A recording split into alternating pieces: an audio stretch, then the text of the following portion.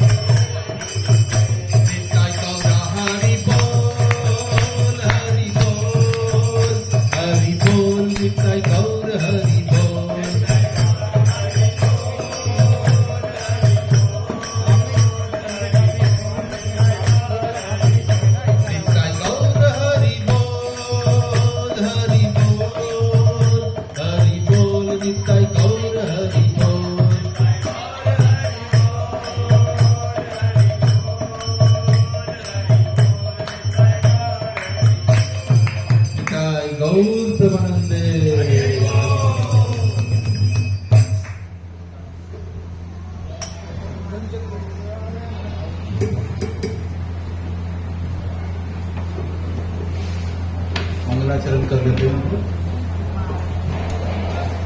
ओम अज्ञानतिमिरान्धस्य ज्ञानाञ्जनशलाकया चक्षुरुन्मिलितं येन तस्मै श्रीगुरुवे नमः। श्रीचैतन्यमूर्तिं भूतले स्वयं रूपकदामह्यं ददाति स्वपदान्तिकम्। वन्देऽहं श्रीगुरु श्रीयुतापदकमलम् श्रीगुरून् वैष्णवांश्च श्रीरूपं साग्रजातं सगण रघुनाथान्वितं तं सजीवं साद्वैतं सावधूतं परिजन सहितं कृष्ण चैतन्य देवं श्रीराधा कृष्ण पादान् सगण ललिता श्री विशाखान्वितांश्च। हे कृष्ण करुणा सिंधु दीनबन्धु जगत्पथे गोपेशो गोपिकाकान्त राधाकान्तो नमोस्तुते। जयतां सुरतो पङ्गोर्ममा मन्दमतेर्गति मत्सर्वस्वपदाम्भोजौ श्रीराधा मदन मोहनौ। दिव्याद्वृन्दारण्य कल्पद्रुमाद श्रीमद् रत्नागर सिंहासनस्थितौ श्रीमद् राधाशील गोविन्ददेवौ पृष्ठालिभि सेव्यमानौ स्मरामि। श्रीमान् रासरसारम्भी वंशीवट तटस्थित कर्षन् वेणु स्वनय गोपी गोपीनाथाय श्रियस्तु नः। तप्त कांचन गौरांगी राधे वृंदावनेश्वरी वृषभानुसुते देवी प्रणमामि हरिप्रिये। वाञ्छाकल्पतरुभ्यश्च कृपा सिन्धुभ्य एव च पतितानां पावनेभ्यो वैष्णवेभ्यो नमो नमः। जय श्री कृष्ण चैतन्य प्रभु नित्यानंद श्री अद्वैत गदाधर श्रीवासादि गौर भक्त वृंद। हरे कृष्णा कृष्णा कृष्णा हरे हरे हरे राम राम राम हरे हरे।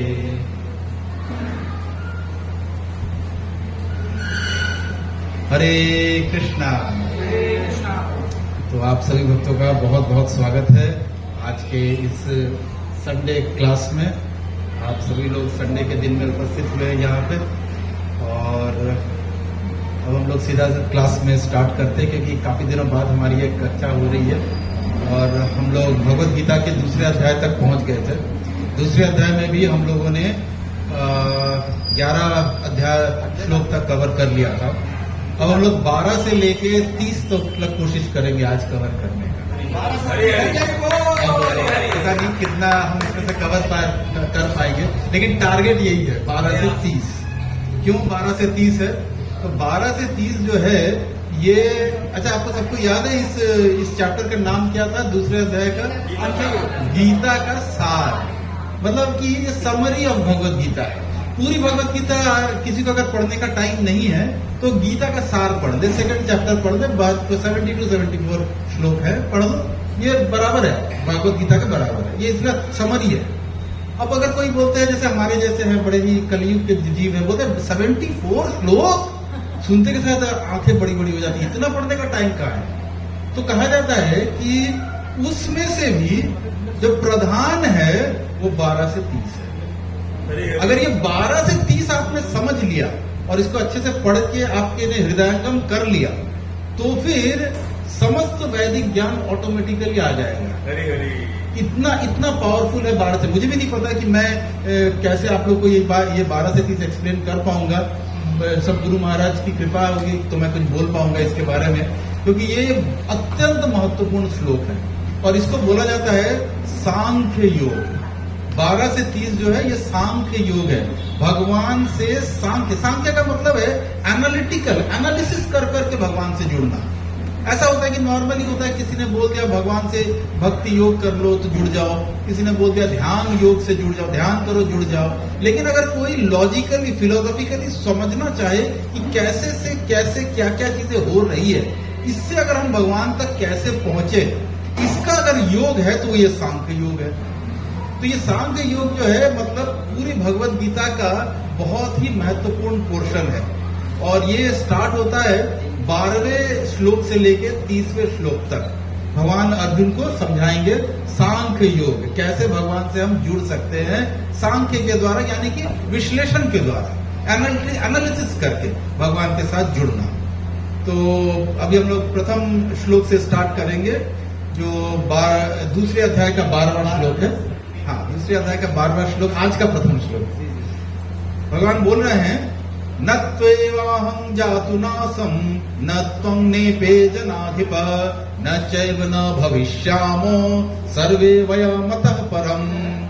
तो ये श्लोक जो है ये अत्यंत ही महत्वपूर्ण श्लोक है और यहाँ से भगवान काफी सारी इस 12 से 30 के अंदर में अगर हम लोग भी अच्छे से समझ लेना तो इसमें आपके पास में ऐसे बहुत श्लोक आ जाएंगे और आपका कंसेप्ट इतना क्लियर हो जाएगा कि सारे मायावादी छायावादी का आप खंडन कर सकते हैं।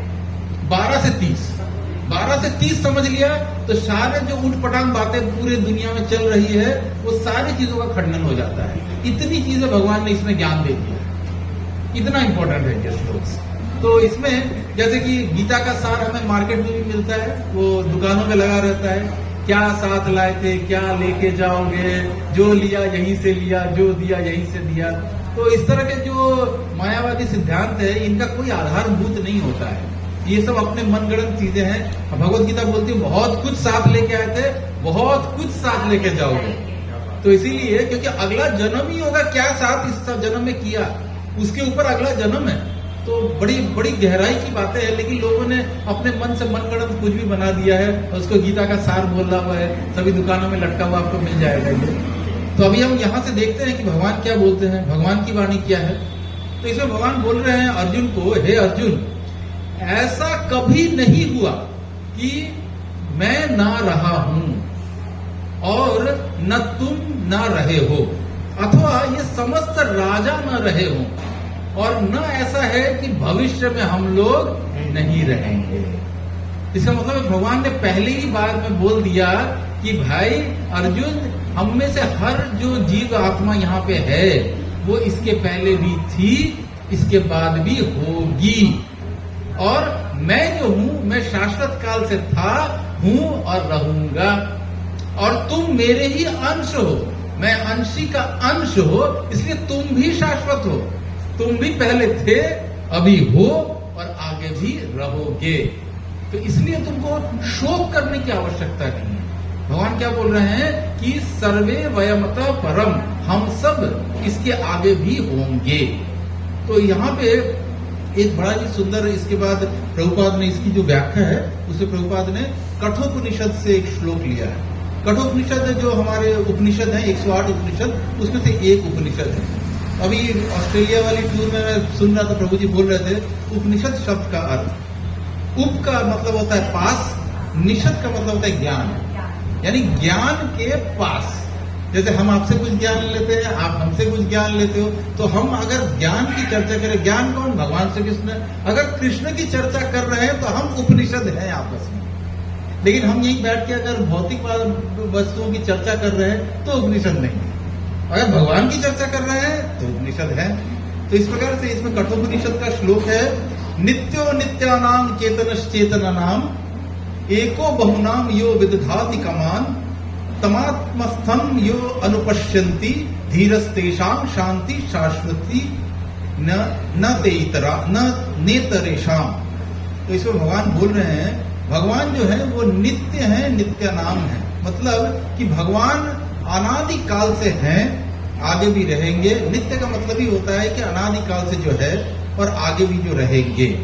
वैसे ये आत्मा भी है, वो अनादि काल से है और आगे भी रहेगी। अब आप बोल सकते हैं कि अगर हम अनादि काल से भगवान से ही हैं तो हम लोग कैसे यहाँ पे आ गए हैं? भगवान तो ऊपर में वैकुंठ में गोलोक में अपने मजे ले रहे हैं और हम यहाँ पे परेशान घूम रहे हैं।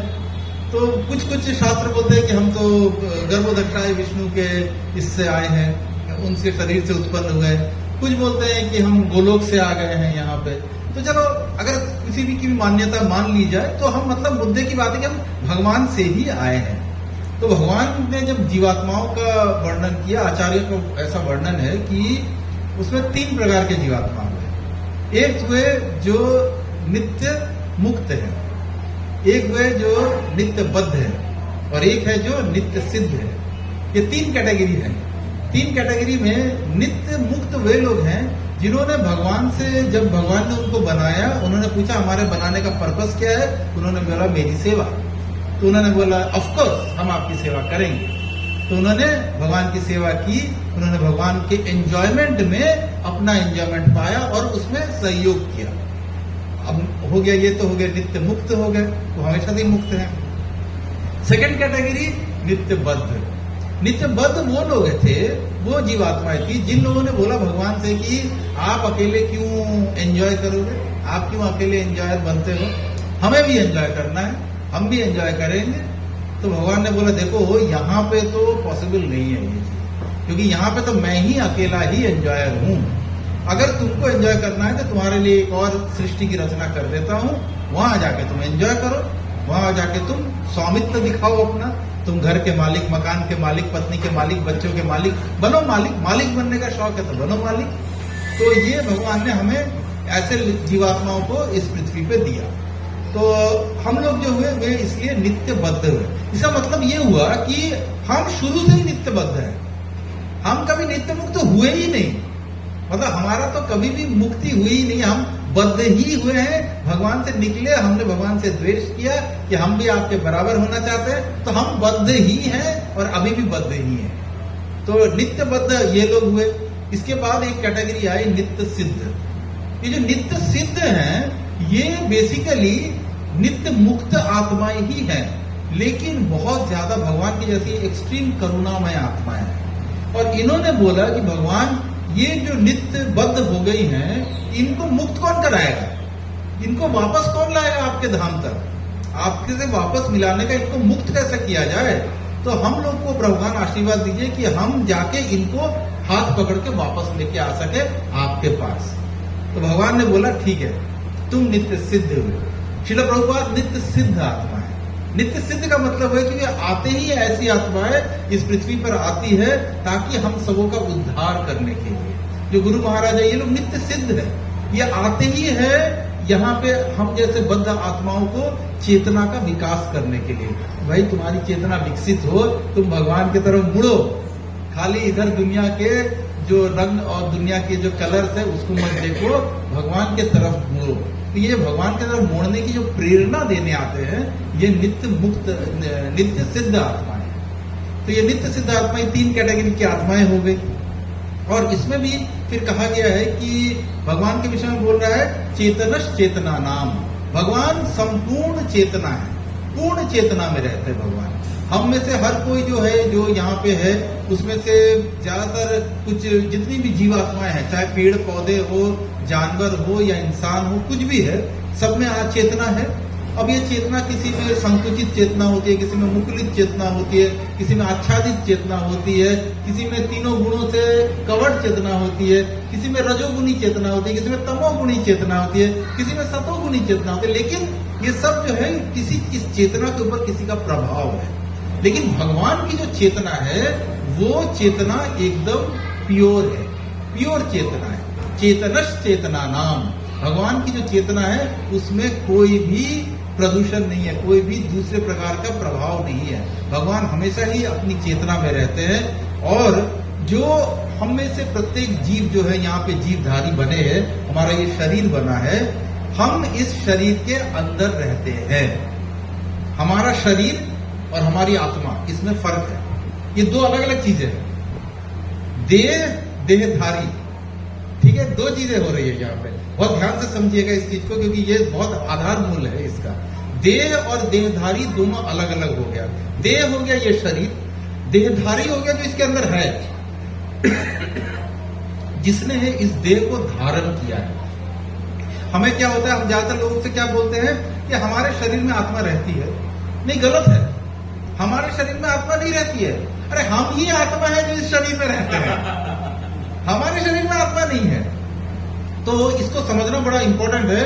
बहुत गंभीर बात है ये कि देह और देहधारी दो अलग अलग चीजें हैं। और फिर हम में और भगवान में फर्क क्या है? हम में यही फर्क है कि हमारा देह और देहधारी यानी हम दोनों अलग अलग है। हमारा शरीर और हम अलग है। भगवान में, भगवान का शरीर और भगवान में कोई अंतर नहीं है।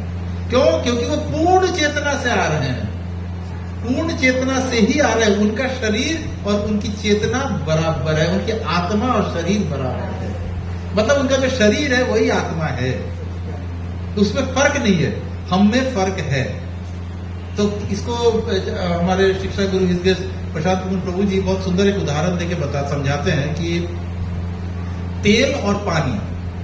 अब तेल की बोतल है, तेल की बोतल से बड़ी सारी बूंदें निकल गई। अब ये बूंदें जो हैं वो अगर आप पानी में डालो तो पानी अलग, बूंद अलग तैरेगी, तैरेगी कि नहीं? ये दोनों अलग अलग तैरेंगी। तो ये हम हैं। आत्मा जो है वो तेल है, वो तेल है हमारे शरीर में है, वो अलग है। और हम ये जो शरीर है उसको समझो पानी। तो आत्मा शरीर के अंदर तैर रही है उसके अंदर ही है, लेकिन मिल नहीं सकती है। ये नहीं बोल सकता कि दोनों मिल गई। पानी और तेल मिल नहीं गया, पानी में तैर रहा है तेल की बूंद, लेकिन पानी और तेल मिला नहीं है। और इसी प्रकार से जिस दिन तेल को निकाल के वापस तेल की बोतल में रख दोगे तो वो सारा का सारा तेल जो होगा एक साथ हो जाएगा। आपको समझ में नहीं आएगी वो बूंद कहाँ गई, मेरी वाली बूंद कहाँ गई। तो ये बूंद आपको दिखेगी नहीं, क्योंकि आपकी चेतना जब परम चेतना तक पहुंच जाएगी तो ये शरीर नहीं रहेगा। फिर हम भी भगवान के तुल्य बन जाएंगे, हमारा भी भगवान के जैसा ही सच्चिदानंद स्वरूप प्राप्त होगा।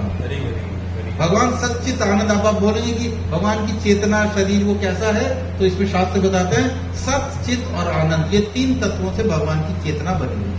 और इसी से ही भगवान का वही स्वरूप है। और जैसे कि लोग यहाँ पे बोलते हैं कृष्ण, अच्छा वही ना जो देवकी के यहाँ पे हो गए थे, यशोदा जी ने पाल पोस के बड़ा किया और लास्ट में क्या हुआ, तीर लग गया था ना, मर गए थे। तो ये पूरे मूर्खानंद सरस्वती जी के वचन है। कृष्ण कोई तीर लगने से बड़ा, अरे तीर तो उसको लगता है जिसका शरीर होगा, शरीर ही तो, उनकी आत्मा और शरीर तो सेम है। और इसी चैप्टर में जब हम अभी कुछ श्लोक के बाद हम देखेंगे कि आत्मा को तो कोई शस्त्र मार ही नहीं सकता है, आत्मा का कोई हनन नहीं है, आत्मा की कोई मृत्यु। और इस श्लोक में भगवान बोल रहे हैं इसके पहले भी तुम थे, कौन थे? आत्मा। तुम का मतलब ये नहीं है कि ये शरीर, हमसे मतलब ये नहीं है कि हम ये शरीर है, नहीं, हम ये शरीर की बात नहीं हो रही है, आत्मा की बात हो रही है। अभी इस जन्म में हम इस शरीर के अंदर घुस के ये फॉर्म में है। अगले जन्म में हो सकता है मैं किसी कुत्ते के अंदर घुस जाऊं तो मैं भौ करूंगा। आत्मा नहीं मर रही है ना, शरीर मर रहा है। जला के आ रहे हैं किसको? मर जाने के बाद जलाया, जो दाह संस्कार किया, किसका किया? शरीर का ही तो किया, आत्मा का क्या हुआ? और ये सारा ज्ञान जब किसी की डेथ होती है ना, तब हम लोग सब ये सब कुछ सही सही बोलते हैं।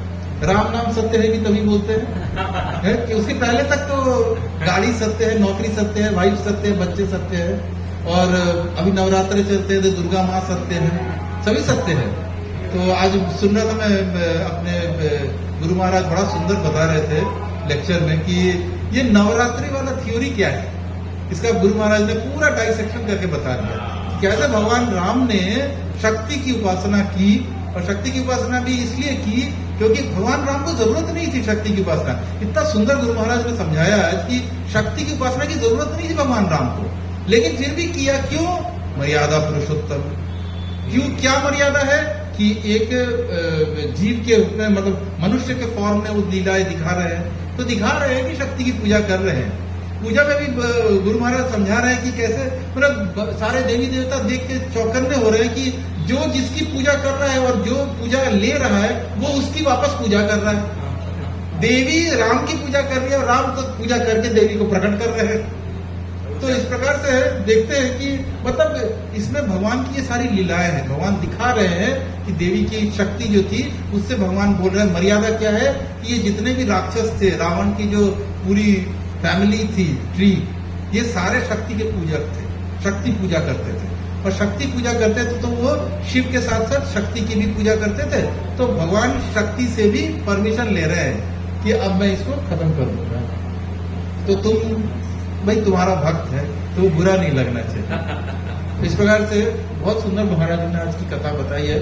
आप सबको अगर किसी ने मिस कर गए होंगे तो वीडियो रिकॉर्डिंग सुन लेना, बहुत सुंदर राम कथा सुनाई है। और ऐसी ऐसी चीजें महाराज जी ने आज सुनाई है जो कि पहले कभी सुनी नहीं थी, मतलब कभी नहीं सुनी थी। कि जो राम सेतु बना उसके पूजन के लिए, इनॉग्रेशन के लिए रावण को ही बुलाया गया। किस प्रकार रावण को अपनी पुरानी चेतना, 5 सिर जो है वो सत है, 5 सिर जो है वो असुर वाला है। किस प्रकार से उनको याद, वो बोल रहे हैं कि उनको वो 5 सिर याद दिला दिया कि ये तुम कौन थे। वो अंदर जाके बोलते प्राइवेटली बात करना है। प्राइवेटली बात में भगवान से यही बोल रहे हैं कि क्या, कि कब मेरा उद्धार, जल्दी से मेरा उद्धार करो, मुझसे अब ये विरह सहन नहीं होता है। तो इस प्रकार से हम देखते महाराज जी ने बहुत सुंदर कथा बताई है। आज काफी रामायणों से उन्होंने डिफरेंट जो रामायण है उसका मतलब उसकी जो मूल है उसको लेके महाराज जी ने बताई है कथा। इट वॉज वेरी नाइस, बहुत सुंदर कथा बोली महाराज जी ने। तो अभी हम लोग जहाँ पे थे कि बेसिकली हमारी आत्मा की बात चल रही है, पर आत्मा जो है वो इस शरीर के अंदर में है। और जब भी हमारी डेथ होती है तो हम क्या बोलते हैं, वो गुजर गए। अरे कौन गुजर गया? अगर शरीर था हम, तो शरीर तो यहीं पे पड़ा हुआ है। कौन गुजरा? गुजर गया, वो चल बसे। कौन बसे, कौन चले और कौन बसे? चल बसने का मतलब क्या हुआ? कोई यहां से चला और कहीं और जाके बसा। अरे तो बसा कौन? ये तो आदमी पड़ा हुआ है यहाँ पे, यहीं पे तो है, क्योंकि जिंदगी भर तो हम इसी शरीर को ही मानते हैं कि हम ये हैं। आत्मा की तो कोई सुनती नहीं है कि आत्मा होती भी है। इस प्रकार से यहाँ पे बहुत सुंदर बताया गया है कि इस श्लोक में, और इसी श्लोक में श्रील प्रभुपाद ने इसके आखिरी में आके बोल रहे हैं कि जितने भी ये मायावादी सिद्धांत हैं कि हम में और भगवान में कोई अंतर नहीं है, हम भगवान में जाके लीन हो जाएंगे, हम समाप्त हो जाएंगे, हमारे सारे कर्मों का कोई उतना इफेक्ट नहीं है, सारे भगवान एक ही है, ये इस तरह की जितनी भी भाषा है, जिसमें आपका ये भी गीता स्नान भी आता है, हम क्या लेके आए थे क्या लेके जाएंगे।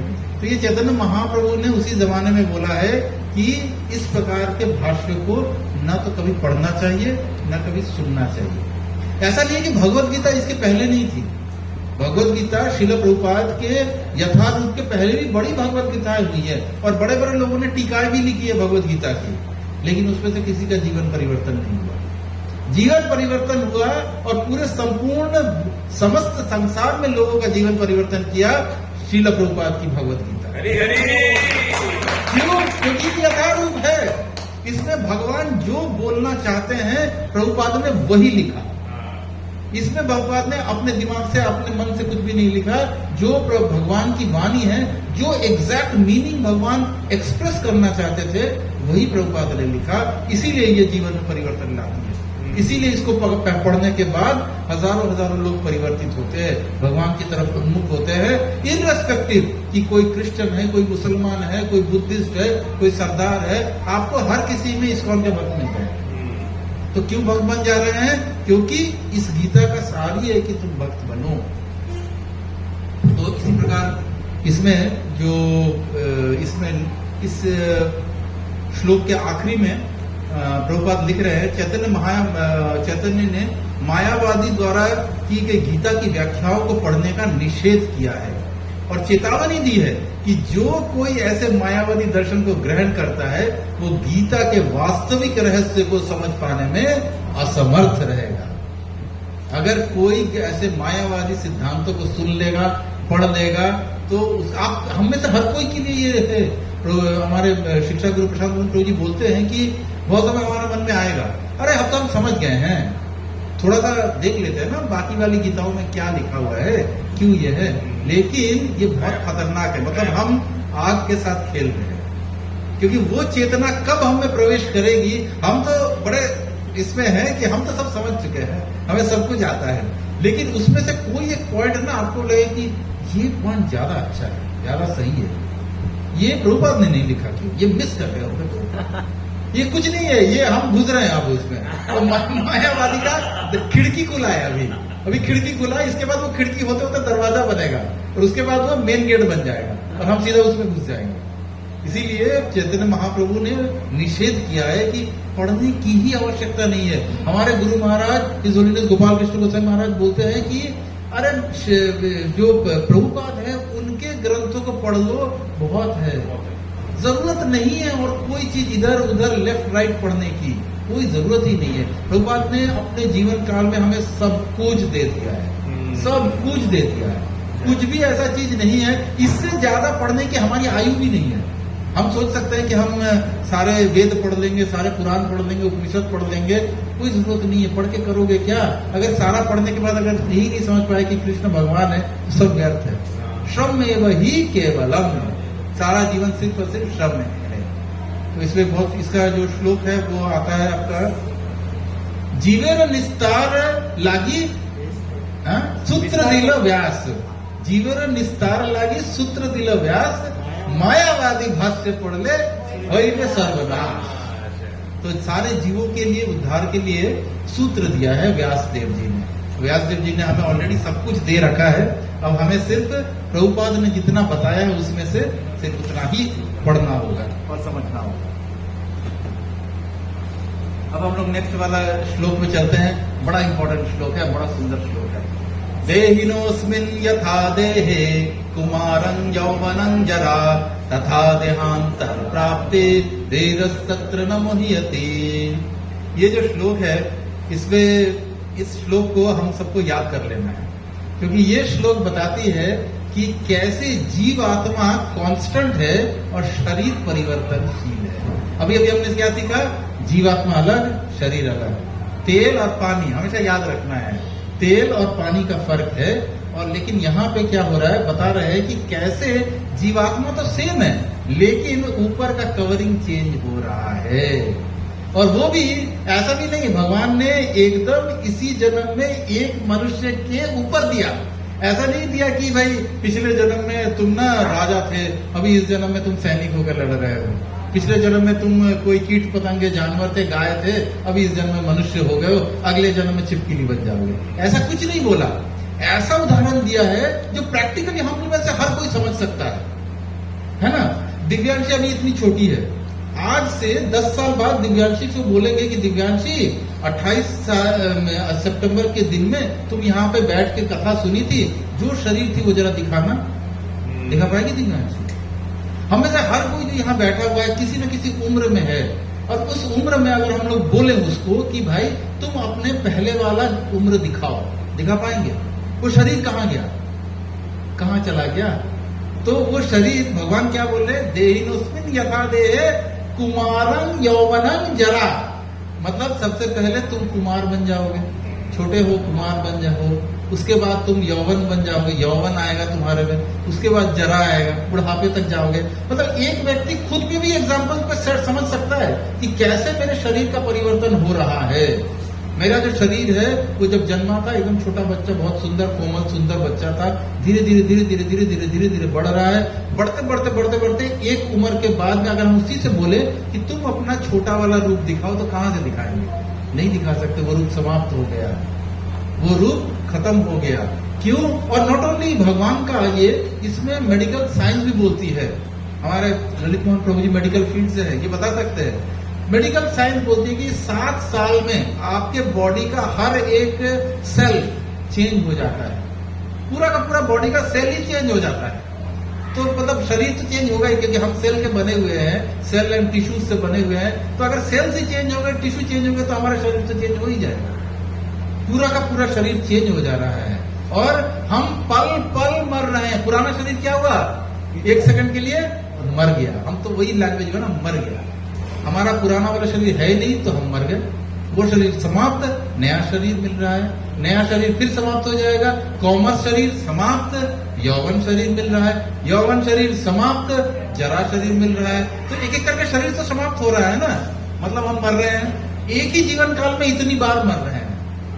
सोचने वाली बात है कि एक ही जीवन काल में कितनी बार हम अपना रूप बदल रहे हैं और हम मर रहे हैं। तो इसमें भगवान बोल रहे हैं देहिनोस्मिन यथा देहे। यहाँ पे प्रभु जी, प्रशांत मोहन प्रभु जी एक और चीज बोलते हैं कि इसमें देह शब्द 2 बार यूज हुआ है, देहिनोस्मिन यथा देहे। जिसमें पहला वाला जो देह है वो आत्मा है और दूसरा वाला जो देह है वो शरीर है। इसमें ये भी समझने वाली बात है कि देहिनोस्मिन यथा देह में पहला वाला जो देह है वो आत्मा के बारे में बताया जा रहा है, और जो दूसरा वाला, अगर हम प्रभुपाद का ट्रांसलेशन पढ़े तो देखते हैं देहिना, देहिना शब्द का मतलब है शरीरधारी। कौन है शरीरधारी? आत्मा ही तो है शरीरधारी। मतलब हम जो है, हमने ये शरीर धारण किया है ना, तो हम शरीरधारी है। हम जो है वो शरीर नहीं है, शरीरधारी है। तो शरीरधारी ने इस शरीर को धारण किया है, और उसके बाद शरीरधारी यानी कि आत्मा, और दूसरी वाली जो देह है वो ये शरीर है, जिसमें कि चेंजेस हो रहे हैं। क्या क्या चेंजेस हो रहे हैं? कौमारम, यौवनम, जरा, ये सब चीज दूसरे वाले में केस में हो रहा है हमारे साथ। तो इस प्रकार से हम देख सकते हैं कि किस प्रकार से हमारे शरीर का जो फॉर्म है, जो रूप है, जो रंग है, वो सारी चीजें धीरे धीरे धीरे धीरे धीरे धीरे चेंज हो रही है। लेकिन आत्मा जस की तस वैसी ही है, शरीर के अंदर ही है। और आत्मा का ना तो कोई परिवर्तन है। अभी आगे के श्लोकों में हम सुनेंगे कि आत्मा न तो काटी जाती है, न तो जलाई जा सकती है, न तो भिगाई जा सकती है, न अघुलनशील है। मतलब हर चीज भगवान इसके बारे में बहुत डिटेल में एनालिटिकली बताएंगे भगवान की कैसे है। हम लोग थोड़ा फास्ट चल रहे हैं क्योंकि ये टाइम भी थोड़ा कम है, और ये चैप्टर को मैं कोशिश कर रहा हूँ कि आज समाप्त हो ये, मतलब चैप्टर नहीं अपनी 30 तक समाप्त हो, क्योंकि ये बहुत इंपॉर्टेंट पोर्शन है भगवद गीता। 14वां श्लोक पे चलते हैं। मात्रास्पर्शस्तु कौन्तेय शीतोष्ण सुख दुःखदा आगमा पायिनो अनित्यम तान तितिक्षस्व भारत। अब इसमें भगवान बोल रहे हैं कि ये सुख दुख क्या है भाई। अभी तक मैं बताया आत्मा और शरीर का अंतर बता दिया, अब बता रहे हैं सुख दुख। कभी सुख कभी दुख। प्रशांत प्रभु जी बोलते हैं ना, दिल में हाथ रख के देखो, दुख दुख दुख दुख दुख करता है, दुख दुख दुखी है, दुखी है। तो सुख और दुख प्रभु जी बताते हैं कि ये एक हमारे जूते के जोड़े जैसे हैं। कि मतलब जो जूता, एक जूता तो होगा नहीं, कोई एक जूता खरीदता नहीं, जब भी खरीदता है जोड़े में खरीदता है। तो सुख अगर है तो दुख भी है। सुख और दुख साथ साथ आते हैं, पेयर में आते हैं। अगर आप बहुत ज्यादा सुखी हो तो दुखी हो जाओ, क्योंकि पीछे पीछे दुख आ रही है। अब बहुत ज्यादा दुखी हो तो ज्यादा दुखी मत हो, क्योंकि पीछे पीछे सुख भी आ रही है वो आ रही है। जैसे कि एक और सुंदर उदाहरण प्रभु जी देते हैं कि रेड लाइट है। अब ये रेड लाइट में जो रेड लाइट है वो दुख है, ग्रीन लाइट सुख है। तो रेड ना तो रेड परमानेंट है ना ग्रीन परमानेंट है, वो तो कॉन्स्टेंटली चेंज हो रहा है। कभी रेड आ रहा है, कभी ग्रीन हो रहा है, कभी रेड कभी ग्रीन, कभी सुख आ रहा है कभी दुख आ रहा है। तो इसीलिए अभी भगवान क्या बोल रहे हैं अर्जुन को कि ये सारी सुख और दुख की जो अनुभूति है ये मात्रा स्पर्शास्तु कौन है। मात्रा का मतलब हुआ कि हमारी इंद्रियां, ये जो इंद्रियां है ना, ये इंद्रिय विषय है ये सब। तो ये जितनी इंद्रिय विषय हैं, मतलब जैसे आंख हुआ, नाक हुआ, कान हुआ, जीभ हुआ, ये हमें सुख और दुख बताते हैं। एक्चुअली ना तो सुख है ना दुख है। ये जो हमारा मन है ना, ये इसको दिखाता है, प्रेजेंट करता है। अरे ये दुख है, अरे ये बहुत सुख है, आहा कितना आराम है, सुख है। ये सुख नहीं है, ये एक्चुअली दुख है। लेकिन हमारा मन प्रेजेंट ऐसे करता, प्रेजेंटेशन है, बड़ा सुंदर में प्रेजेंटेशन करता है। हमारे प्रभु जी का एक बड़ा अच्छा उदाहरण याद आ रहा है कि प्रभु जी एग्जाम्पल देते हैं ट्रेन का। हम ट्रेन में जा रहे हैं, अब ट्रेन में जाते हुए हमारा AC 2 टायर में बड़ा चौड़ा बर्थ है हमारे पास में। अब उसमें क्या हुआ कि हम किसी को जानते हैं, कभी कहीं पे मिल लिए होंगे किसी इसमें, वो उधर से जाते जाते अरे हरे कृष्ण प्रभु जी, हमने बोला हाँ हरे कृष्ण प्रभु जी, आप चल रहे हो क्या? हाँ हाँ मैं भी जा ही रहा हूँ, तो ये आपकी बर्थ है? हमने भी बोलते हाँ हाँ मेरी ही बर्थ है। प्रभु जी मैं थोड़ी देर बैठ जाऊँ? हाँ हाँ बैठ जाइए। अब वो उठे ना, बैठ तो गया, हमने बैठा दिया ना, उठे ना, ये हो बड़ी मुसीबत है। हम बोले, हमने भी धीरे धीरे पूछी आपका बर्थ कहाँ है प्रभु जी? नहीं प्रभु जी मेरा ना वेट लिस्ट का टिकट है। हमारा तो दिमाग गर्म, अत्यंत दुख की बात है। इसका मतलब ये पूरा रास्ता हमारी साइड कब जाएगा यहाँ से, कब टीटी आएगा इसको लेके जाए, क्योंकि हमें पसंद नहीं है ना, हमें ज्यादा देर उसके साथ रहना नहीं है। हाँ थोड़ी देर के लिए हमने सोचा था कि तो परमानेंट बैठ गया आके। अब उसके साथ ही प्रभु जी अब तो मेरी टिकट कंफर्म नहीं है, मैं यही बैठ जाता हूँ, आप लेट जाओ, मैं यहाँ पे बैठे बैठे चला जाऊंगा।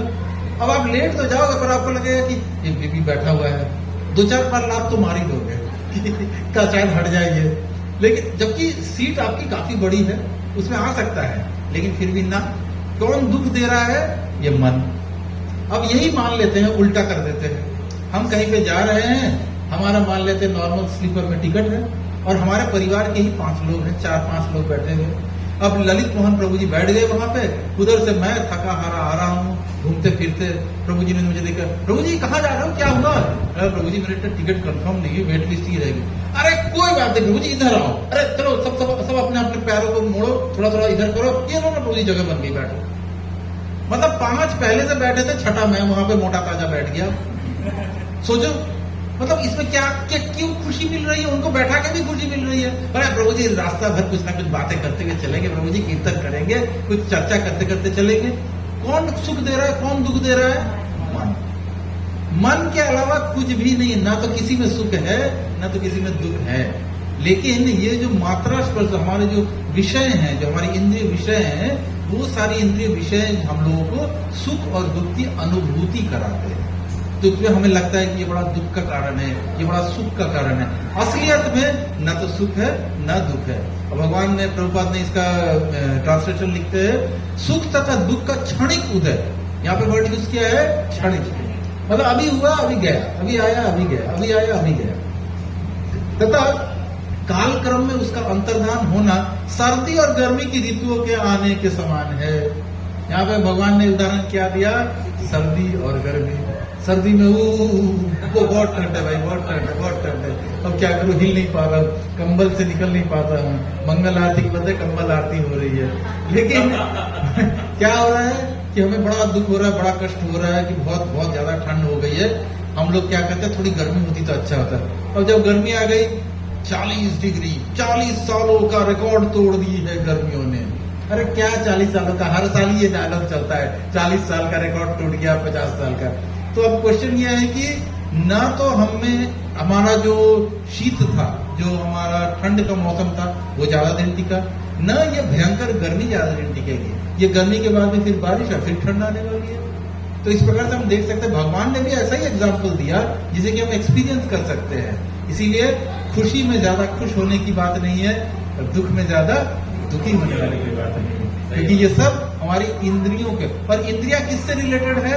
शरीर से, मन से। ठीक है, मन से भी मान सकते हैं, मन से है, मन से हमारे शरीर से रिलेटेड है। और हमारी आत्मा क्या है? सच्चित आनंदमयी आत्मा है। उसको क्या लेना देना है, क्या सुख है क्या दुख है?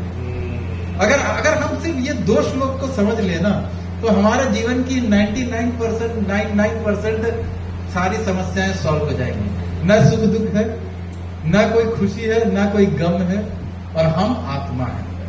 हमें किसी ने कुछ कह दिया, बहुत बुरा लगा, ऐसा कैसे बोल दिया मुझे? अरे तुम्हें कहा बोला? तुम्हारे शरीर को बोला है ना, तुम तो शरीर तो थोड़े हो, तुम तो आत्मा हो। आत्मा को तुम बोल नहीं सकते हो, बोल के दिखाओ आत्मा को तो बोल ही नहीं सकते हो ना, न मार सकते हो ना काट सकते हो, बोल कहां से दोगे तुम आत्मा को? तो इस प्रकार से जो भी चीजें होती वो सिर्फ शरीर के स्तर पे होती है। उसके बाद 15वें श्लोक में चलते हैं, वो लगभग इसी श्लोक के कंटिन्यूएशन में भगवान बोल रहे हैं, यही न व्यथ्यन्ते ते पुरुषं पुरुष ऋषभ सम दुख सुखम धीरम सो मृत्वाय कल्पते। हे पुरुष श्रेष्ठ अर्जुन, जो पुरुष सुख तथा दुख में विचलित नहीं होता और इन दोनों को समभाव रखता है, वो निश्चित रूप से मुक्ति के योग्य है। भगवान ने फॉर्मूला दिया कि कौन जो है वो मुक्ति के योग्य है।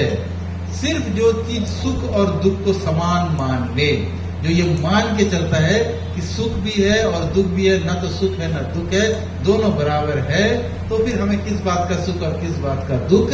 तो ऐसा जो व्यक्ति बन जाएगा वो मुक्ति का, भगवान बोल रहे हैं, मुक्ति के योग्य है, वो मुक्त होने लायक है, फिर वो मुक्त आत्मा बन जाएगा। तो इसी प्रकार से हमारे जितने श्रील प्रभुपाद हुए, जो गुरु और आचार्य हुए, अगर हम लोग देखते हैं हमारे गुरु महाराज गोपाल कृष्ण गोसाई महाराज को भी देख लेते हैं, मतलब शरीर का तो कोई भान ही नहीं है, शरीर से कोई लेना देना ही नहीं है। मतलब उठ नहीं पा रहे हैं, चल नहीं पा रहे, गिर गए हैं, मतलब यहाँ का रिब केज का हड्डी पे चोट लग गया है, आधा क्रैक किया हुआ है, उसमें भी उठ के चल दिए। कहाँ पे अभी कभी देख ले, अगर हिज होलीनेस जयप्रकाश स्वामी महाराज देख लीजिए, पैरालिसिस है, मुंह से आवाज नहीं निकलता है, जो थूक है उसको निकालने के लिए मुंह, अगर मुंह, क्योंकि उनका नीचे का जो पोर्शन है पैरालिटिक है वो खुल जाएगा, मुंह खुल जाएगा तो यहाँ से उनका थूक बाहर निकल जाएगा। उसके लिए एक पाइप लगा के रखा है कि वो मुंह से अगर थूक आता है तो खींच लिया जाएगा। इतने कष्ट में है, पूरी दुनिया घूम रहा है प्रचार के लिए, पूरी दुनिया घूम रहा है प्रचार के लिए। अभी अपने दशावतार प्रभु जी बोल रहे थे कि किसी ने हमारे गुरु महाराज से पूछा कि महाराज जी अब तो आपकी बहुत उम्र हो गई है, अब तो मतलब अब तो आपको इतना भूख, और बन भी गया है, सच बोले तो बन गया ना। आपका मिशन था यहाँ पे इतने सारे दिल्ली में मंदिर बनाना, पुस्तकों का वितरण करना, अब तो मतलब वो हो गई कि मतलब ट्रेन चल पड़ी है, टारगेट अचीव। तो मतलब किस लिए आप इतनी मेहनत कर रहे हो, किस लिए चारों तरफ धूप में घूम रहे हो, कहाँ पे इसमें अपना कुरुक्षेत्र में मंदिर बन रहा है, मतलब अंडर कंस्ट्रक्शन मंदिर में गुरु महाराज सीढ़ियों से चढ़ रहे हैं। सोचो ऐसे आदमी का जाना जहाँ रिस्की है, ऊपर से कुछ गिर पड़ा, कुछ ये हो गया, सीढ़ी बनी नहीं है, वो ईंटों वाली सीढ़ी है, उसमें चढ़ के गुरु महाराज ऊपर चढ़ के घूम रहे हैं, हाँ यहाँ पे क्या होगा, वहां पे क्या होगा, ये देख रहे हैं। तो अब गुरु महाराज इतना कुछ जो कर रहे हैं, किस लिए? क्योंकि शरीर से कोई लेना देना ही नहीं है, शरीर का कोई भान नहीं है। ये शरीर मतलब वो मान चुके हैं, ये शरीर तो नश्वर है, खत्म हो जाना है, जब तक है तब तक मेरे गुरु महाराज के, गुरु के श्रील प्रभुपाद की सेवा में लगा रहा हूँ। गुरु महाराज ने इसका बहुत अच्छा आंसर दिया। उन्होंने बोला कि मुझे श्रील प्रभुपाद ने सेवा में लगाया, लेकिन कभी बताया नहीं कि मेरा रिटायरमेंट एज क्या है। नहीं बताया, कभी बताया प्रभुपाद ने कि ये तुम्हारा रिटायरमेंट एज है, तुम्हारी सेवा की अवधि इतनी है।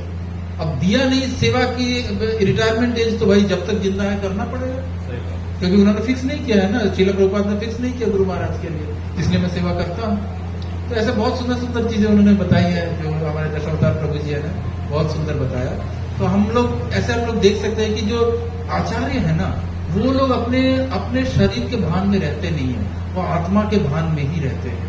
गुरु महाराज 4 घंटा भी अगर सो रहे हैं या 2 घंटे सो रहे हैं ना, उसमें भी हर 15-20 मिनट में उठ जाते थे। उठ के दशावतार प्रभु जी बोलते, सामने एक घड़ी लगा रहता था, मतलब हर बार उठ के चातुनी बज गया, समय हो गया, मंगल आरती का समय हो गया।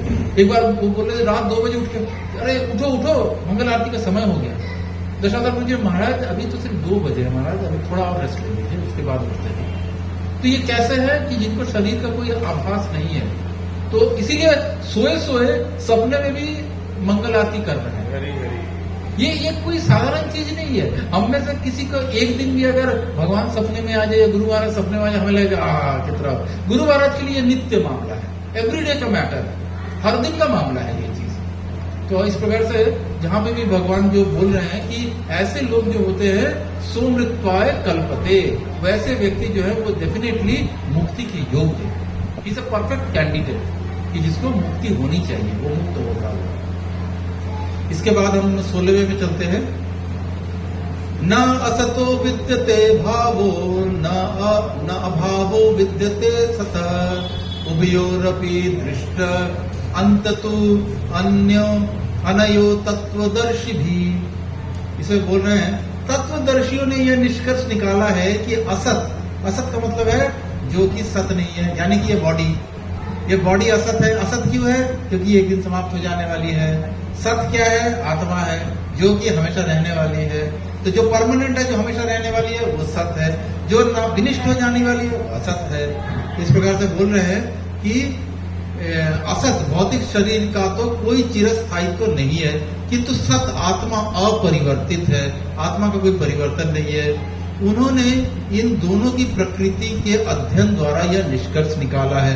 तो यहाँ पे ये जो है भगवान जो है, इसके दूसरे पैराग्राफ में आप देखेंगे प्रभुपाद बोल रहे हैं, यहीं से 2.16 याद रखना है, दूसरे अध्याय का 16वां श्लोक से उसके दूसरे पैराग्राफ में प्रभुपाद क्या लिख रहे हैं, यहीं से भगवान द्वारा अज्ञान से मोहग्रस्त जीवों को उपदेश देने का शुभारंभ होता है। ये वो श्लोक है जहां से भगवान शुरू होते हैं कि जितने अज्ञान से, मोह से, माया से ग्रसित लोग हैं, उनको उपदेश देने का स्टार्टिंग श्लोक है दूसरा अध्याय 16 नंबर श्लोक। तो यहाँ पे भगवान बोल रहे हैं अज्ञानता को हटाने की, क्योंकि अब आप देखिए सत असत की बात आ गई। अब ये पूरी भगवत गीता में सत असत के विषय में बहुत चर्चा है, आगे भी चैप्टर्स में आपको मिलेगा कौन सत है कौन असत है, ये सारी चीजें आपने इसमें मिलेंगी इसके आगे चल के। लेकिन ये जो श्लोक है यहां से ही भगवान ने प्रारंभिक शुरुआत की है। और इसमें क्या बोलते हैं, आत्मा तथा परमात्मा का अंतर अंश और पूर्ण के अंतर के रूप में है। हम में से हर कोई जो परमात्मा है उसका अंश है, लेकिन अंश और अंशी में भेद है, क्योंकि अंशी जो है यानी कि हम जो है, हम में वो गुण हैं जो कि परमात्मा में है, लेकिन हम में वो गुण बहुत छोटे फॉर्म में, बहुत ही क्वांटिटी। जैसे इसको ऐसे समझा जाए कि समुद्र है और समुद्र की एक बूंद है। अब वो जो एक बूंद है उसमें भी समुद्र का गुण है। समुद्र का पानी नमकीन है तो वो भी नमकीन है। वो जो पानी एक ड्रॉप उठा के आप पियोगे, अगर मुंह में रखते हो जीभ पे, आपको उसका स्वाद नमकीन लगता है। सोने की खान है और सोने की माताओं की कान की कुंडल है। अब सोने का जो कुंडल बना है वो उसमें गुण सोने का ही है, लेकिन वो सोने के खान नहीं है, उसमें सोना इतना सा है। और जो सोने का खान है वो विभू है, और जो सोना का जो माताएं जो पहन रही हैं या प्रभु जी जो अंगूठी पहन रहे हैं वो छोटा सा टुकड़ा है सोने का। तो अंशी जो है वो अंश का छोटा फॉर्म है, वो विभू है, हम अणु है। बस यही चीज समझना है इसमें। इस प्रकार से भगवान ने इस श्लोक से प्रारंभ किया है। इसी में ही फिर परा अपरा प्रकृति भी आएगी। इसी आगे चल के हम लोग देखते हैं परा अपरा प्रकृति के विषय में भी बड़ी लंबी चर्चा है। तो परा प्रकृति जो है वो हम हैं, अपरा प्रकृति जो है नहीं, अपरा हम है, अपरा हम है, और परा प्रकृति जो है ये जो हमें संसार में दिखता है, मतलब जो विनिष्ट हो जाने वाला है। असत जो है वो परा है, सत जो है वो अपरा है। तो ये सत असत परा अपरा ये सब आएगा अभी इसके बाद। यही से भगवान ने इस ज्ञान को देने का शुरुआत किया है। और इसमें प्रभुपाद इसके लास्ट में बोलते हैं, अज्ञान अवस्था में ऐसे स्पष्ट ज्ञान को समझ पाना असंभव है, अतः ऐसे अज्ञान को दूर करने के लिए सदा सर्वदा के लिए जीवों को प्रबुद्ध करने हेतु भगवान भगवत गीता का उपदेश दे रहे हैं। तो भगवत गीता के उपदेश का पर्पस भी बता रहे हैं प्रभुपाद। इसके बाद वाला जो श्लोक है यानी कि 2.17 दूसरा अध्याय 17 नंबर, ये भी बड़ा महत्वपूर्ण श्लोक है, क्योंकि अब हम आ रहे हैं जो आत्मा है उसके डिटेल में घुस रहे हैं। इसमें क्या बोल रहे हैं भगवान, अविनाशी तु तद्विद्धि येन सर्वमिदं ततं विनाशयम् अव्ययस्य न कश्चित् कर्तुम् अर्हति। जो सारे शरीर में व्याप्त है उसे ही तुम अविनाशी समझो, उस अव्यय आत्मा को नष्ट करने में कोई समर्थ नहीं है। तो यहाँ पे बेसिकली कहा जा रहा है कि आत्मा जो है वो अणु फॉर्म में होते हुए भी उसका जो इफेक्ट है वो इस पूरे शरीर पे विद्यमान है। हम ये नहीं बोल सकते हैं कि अगर हमारे उंगली के इस उंगली में थोड़ी सी भी अगर आग से टच हो जाए तो जलने की फीलिंग आती है। सेम फीलिंग अगर पैर की उंगली, छोटी उंगली भी टच हो जाए तो आएगी। यहाँ से खून निकलने में दर्द होगा तो कान का ये पोर्शन भी कट जाए तो दर्द होता है। इसका मतलब है आत्मा का जो प्रकाश है, आत्मा को अगर मान लो एक बल्ब है तो चेतना जो है वो प्रकाश है। वो चेतना इतनी छोटी सी आत्मा होते हुए भी चेतना पूरे बॉडी में फैली हुई है। जब तक ये चेतना है तो हम कॉन्शियस है, हमको बोलते हैं ना कॉन्शियस। अनकॉन्शियस में अभी मैं बेहोश होकर पड़ जाऊं, यहाँ पे गिर पड़ू तो क्या बोलेंगे? अनकॉन्शियस हो गया। तो अनकॉन्शियस मतलब चेतना रहित हो गया, चेतना नहीं है अब इसमें। लेकिन अगर चेतना है तो वो आत्मा की वजह से ही चेतना है। तो और यहाँ पे क्या बोल रहे हैं कि इस आत्मा का साइज का विश्लेषण हुआ है। इसमें जो इस श्लोक का जो तात्पर्य प्रभुपाद ने दिया है, इसमें श्वेताश्वर उपनिषद का प्रभुपाद ने बहुत सुंदर उदाहरण दिया है। और श्वेताश्वर उपनिषद में क्या बोलते हैं?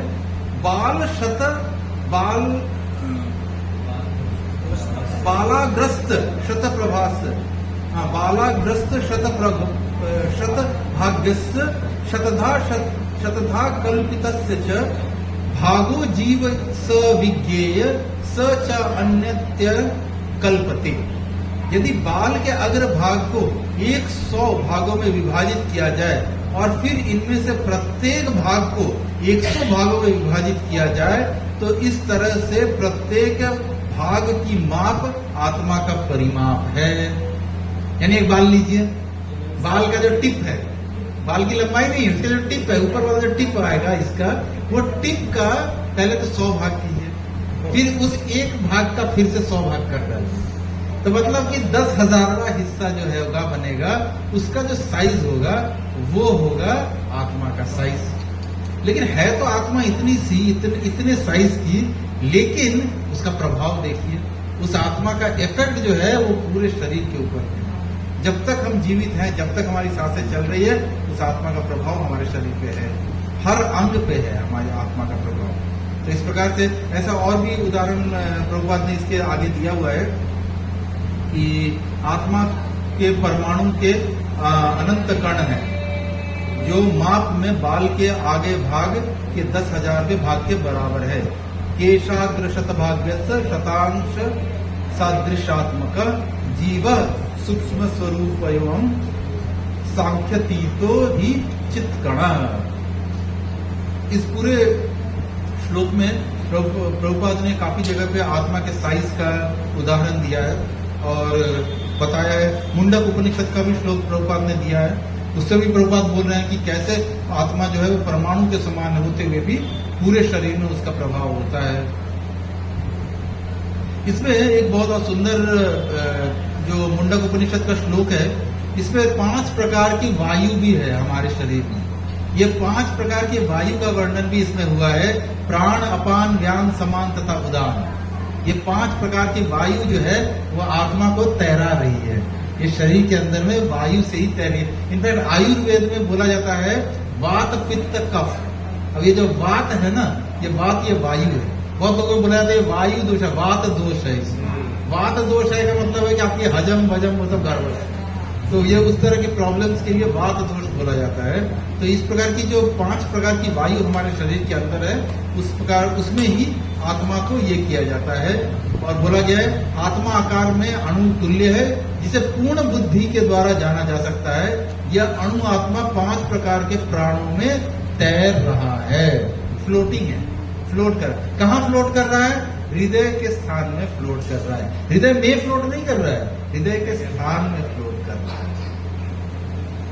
तो इस प्रकार से प्रभुपाद यहाँ बोल रहे हैं कि अणु आत्मा जो है, इसको सारे वैदिक साहित्य ने स्वीकार किया है। मतलब आत्मा के अस्तित्व को जो नास्तिक होते हैं वो नहीं मानते।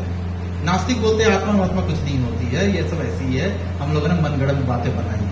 लेकिन जितने भी शास्त्र है, वैदिक शास्त्रों में हर स्थान में आत्मा के अस्तित्व को माना गया है और उसके प्रभाव को भी माना गया है। और इसमें से बताया गया है कि पूर्ण आत्मा ऐसे अणुकणों की तुलना सूर्य प्रकाश के कणों से की जाती है। जैसे अभी पूरा का पूरा सूर्य का प्रकाश है, और उस सूर्य के प्रकाश में जो छोटे छोटे बहुत सारे सूर्य प्रकाश के कण मिलके एक सूर्य का प्रकाश बनता है। तो वो जो आत्मा है वो सूर्य प्रकाश का वो छोटा सा कण है। तो ऐसे भी हम समझ सकते हैं। जैसे हमने समुद्र का उदाहरण लिया, यहाँ पे सूर्य प्रकाश का उदाहरण लिया जा रहा है। इसके बाद हम लोग देख रहे हैं कि 18वें श्लोक में भगवान बोल रहे हैं अंतवंत इमे देहा नित्यस्योक्ता शरीरिणी अनाशिनो अप्रमेयस्य तस्माद्युध्यस्व भारत। तो अब भगवान बोल रहे हैं कि अंतमंत इमे देहा, मतलब ये शरीर जो है वो आज नहीं तो कल समाप्त हो जाने वाली है। अविनाशी अप्रमेय तथा शाश्वत जीव के भौतिक शरीर का अंत अवश्यम भावी है, अतः इसे भरतवंशी युद्ध करो।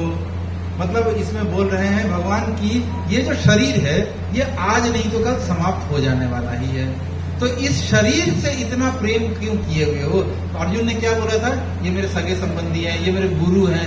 अरे तो तुम ये जितने भी बोल रहे हो ये जो रिश्ते हैं, ये रिलेशनशिप किसका है? शरीर से शरीर का रिश्ता है, आत्मा का रिश्ता नहीं। आत्मा का रिश्ता तो सिर्फ परमात्मा से है, जीवन स्वरूप है कृष्ण नित्यदास। ये तो आत्मा का तो रिलेशनशिप कुछ और ही है, लेकिन हम लोगों ने शरीर के रिलेशनशिप को इतना इफेक्ट दिया हुआ, इतना महत्व दिया हुआ है कि हम उसी में घुसे हुए रहते हैं। और अर्जुन भी उसी में घुसे हुए थे, क्योंकि अर्जुन ने क्या बोला, ये मेरे जो मेरे दादाजी हैं, ये मेरे गुरु हैं, ये मेरा भाई है, ये मेरा मामा है, मैं इन सबको कैसे मारूं? और आप बोलते हो इनको तीर चला के मार दो, तो कैसे मारो? तो अभी भगवान आगे बोलेंगे इसमें ही कि भाई तुम किसी को तो मार सकते ही नहीं हो, ये अंत सिर्फ और सिर्फ शरीर का होगा। आत्मा जो है वो क्या बोला, अविनाशी, कभी नाश नहीं हो सकती है। अब आत्मा का कभी नाश नहीं हो सकता है। और क्या बोला उन्होंने, अप्रमेय। अप्रमेय मतलब ना मापे जाने योग्य, आप मेजर नहीं कर सकते आत्मा को। और लेकिन अभी हमने क्या पढ़ा, आत्मा 10,000 से बाल के अग्रभाग का, तो ऐसा क्यों है? इसे आप बोला कि अभी तुरंत का तुरंत भगवान ने अपना मतलब पलटी मार गया भगवान ने, कुछ पहले कुछ बोला अभी कुछ बोला, तो ऐसा कुछ नहीं है। असली में आत्मा को नापा नहीं जा सकता है। और अगर कोई सोचता है, फिर भी हम जो बद्ध जीव है उनको समझाने के लिए उदाहरण स्वरूप दिया जा रहा है। भगवान ने उदाहरण स्वरूप दिया है कि ये इतनी छोटी हो सकती है आत्मा, अगर इतनी छोटी है उसको तुम क्या मारोगे और कैसे मारोगे? तो आपके पास कोई तीर है जो इतनी छोटी आत्मा को मार सके? जो दिखेगा ही नहीं तो मारोगे क्या? तो इस प्रकार से भगवान बोल रहे हैं उसको नापा नहीं जा सकता, और इसीलिए शरीर का अंत जो है वो अवश्यम भावी है, जरूर और जरूर समाप्त होगा। तुम मारो चाहे ना मारो, हर शरीर का जिसने जन्म लिया उसका अंत निश्चित है। जब हम पैदा हुए तभी हमारा एक्सपायरी डेट लिख दिया गया। तो इस प्रकार से भगवान बोले इसीलिए तुम युद्ध करो, युद्ध करना ही तुम्हारा कर्तव्य है। न एवं व्यक्ति हंतारम यशश्च न मन्यते हतम उभौ तौ न विजानीतो नायं हन्ति न हन्यते। जो इस जीवात्मा को मारने वाला समझता है तथा इसे मरा हुआ समझता है, दोनों ही अज्ञानी है। भगवान क्या बोलते हैं कि अगर तुम समझते हो कि तुम आत्मा को मार दोगे या ये तुम मरा हुआ है आत्मा, तो इसका मतलब तुम दोनों में ज्ञान का अभाव है। ओरिजिनल ज्ञान नहीं है, एक्चुअल ज्ञान नहीं है, सही ज्ञान नहीं है, तो तुम अज्ञानी है। क्यों? क्योंकि न तो यह आत्मा को कोई मार सकता है, न ये आत्मा मरी हुई है। इस प्रकार से अर्जुन को भगवान कई प्रकार से बोल रहे हैं कि तुम में से, हम में से कोई भी ईच अदर के आत्मा को मार नहीं सकता है। लेकिन यहाँ पे ही प्रभुपाद ने इस श्लोक के वर्णन में लिखा है कि इस श्लोक का ना गलत इस्तेमाल नहीं करना चाहिए। अभी ऐसा नहीं होना चाहिए कि मैं बोलूंगा कि मैं तो आत्मा हूँ, दिव्यांशी माता जी भी आत्मा है, ये लो मैंने पेट में छुरा फोड़ दिया। आत्मा तो आत्मा को मार ही नहीं सकता है, तो मैंने तो दिव्यांशी माता जी को मारा नहीं। लेकिन ये गलत है, ये विचार ही गलत है। क्योंकि ये बात सही है कि आत्मा आत्मा को नहीं मार सकती है, लेकिन इसका मतलब ये नहीं है कि हम एक शरीर से दूसरे शरीर का वध कर दें। क्यों? क्योंकि प्रत्येक शरीर में जो आत्मा है ना, उसकी एक यात्रा है, उसका एक उसकी उम्र है। उसको भगवान ने एक फिक्स उम्र देके भेजा हुआ है कि वो शरीर जब जन्म हुआ था तब वो शरीर कब तक चलेगा, इस दिन तक चलना है। लेकिन हमने उस शरीर को उस दिन से चलने के पहले ही बकरे को काट दिया, मुर्गी को काट दिया। हमने मुर्गी को काट लिया, इसका मतलब उसका जो नेचुरल प्रोसेस ऑफ डेथ था उसको बीच में ही हमने रोक दिया। तो ये हमने अपराध किया, जीव होके जीव के प्रति अपराध कर रहे हैं हम। तो इस तरह से प्रभुपाद बोलते हैं कि इन नियमों का मतलब ये जो अपना श्लोक है इसका गलत अर्थ नहीं लगाना चाहिए और इसका गलत यूटिलाइजेशन नहीं करना चाहिए। वहां पर प्रभुपाद बोल रहे हैं कि न ही किसी भी जीव के शरीर की अनधिकार हत्या करना निंद है और राज्य तथा भगवत विधान के द्वारा दंडनीय है। तब आप बोल सकते हो कि जो जज होता है, जज के कुर्सी पे जो बैठा हुआ है, उसने ऑर्डर पास कर दिया हैंग टिल डेथ, इसको तब तक लटकाए रखो जब तक ये मर नहीं जाता। तो ये क्या है? ये अपराध नहीं है क्या? ये भी तो अपराध हो गया। बेचारा जो जल्लाद था जिसने वो लीवर खींचा, लटका के टांग दिया, वो उसने क्या गलती की थी? ये उसने भी तो अपराध किया। उसने बोला जा सकता है कि अपने वो जो जीवात्मा थी, उसका एक शरीर था, उस शरीर की एक उम्र थी, अगर जज ने उसको ऑर्डर नहीं दिया होता तो वो आगे भी चलती, तो बीच में से ही क्यों उसको मार दिया गया? इसका अपराध नहीं लगा?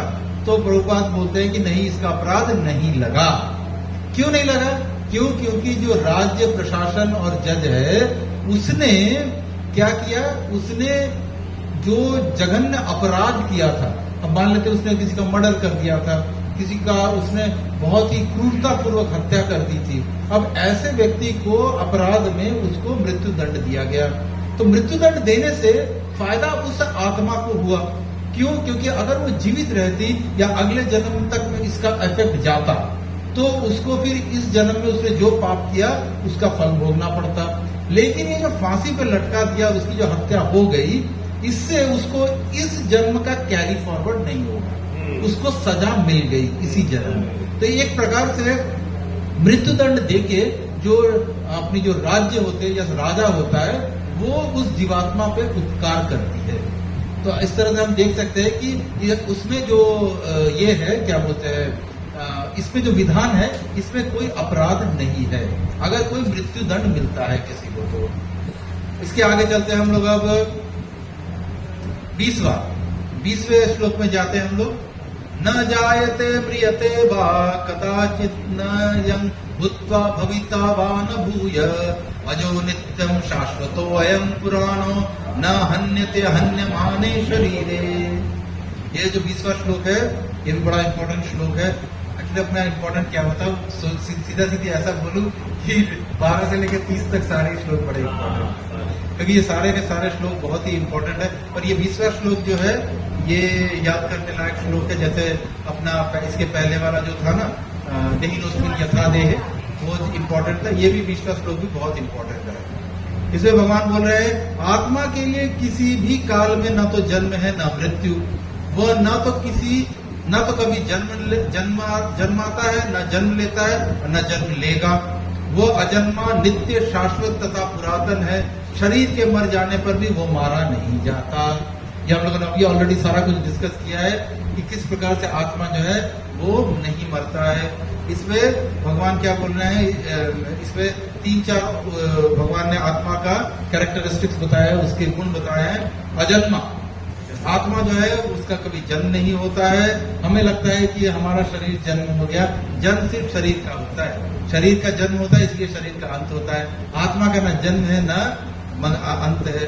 इसीलिए आत्मा क्या करती है, सिर्फ देहांतर प्राप्ति, एक शरीर से निकलती है, दूसरे शरीर को धारण कर लेती है। अब अगर किसी का शरीर जर्जर हो गया है, उसमें पूरे शरीर में छेद करके उसमें सलाइन चल रहा है, इंट्रावेनस चल रहा है, उसके वो हिल नहीं पा रहा है, मुड़ नहीं पा रहा है, चल नहीं पा रहा है, बैठ नहीं पा रहा है, तो ऐसे जर्जर शरीर को समाप्त हो जाना ही अच्छा है। क्योंकि ये शरीर समाप्त हो जाएगा, आत्मा इससे निकलेगी, उसको एक नया नवीन शरीर प्राप्त होगा।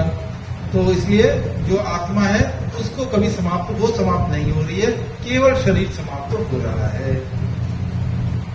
और इस श्लोक का भी काफी प्रभुपाद ने बड़ी लंबी इसकी भी व्याख्या प्रस्तुत की है। गुणात्मक दृष्टि से परमाणु का अणु अंश परम से अभिन्न है, वो शरीर की भांति विकार ही नहीं है।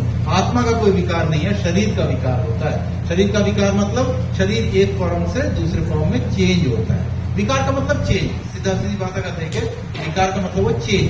तो आत्मा जो है वो चेंज नहीं हो रही है, शरीर चेंज हो रहा है हमारा। तो इस प्रकार के ये श्लोक, एक कठोपनिषद का भी श्लोक प्रभुपाद ने इसमें दिया है। भगवत गीता के श्लोक में भगवान जैसा बोलते हैं वैसा ही इसका भी अर्थ रहता है।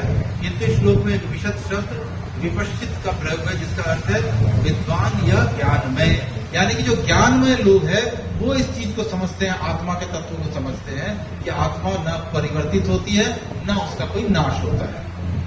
इसके बाद हम लोग आते हैं 21।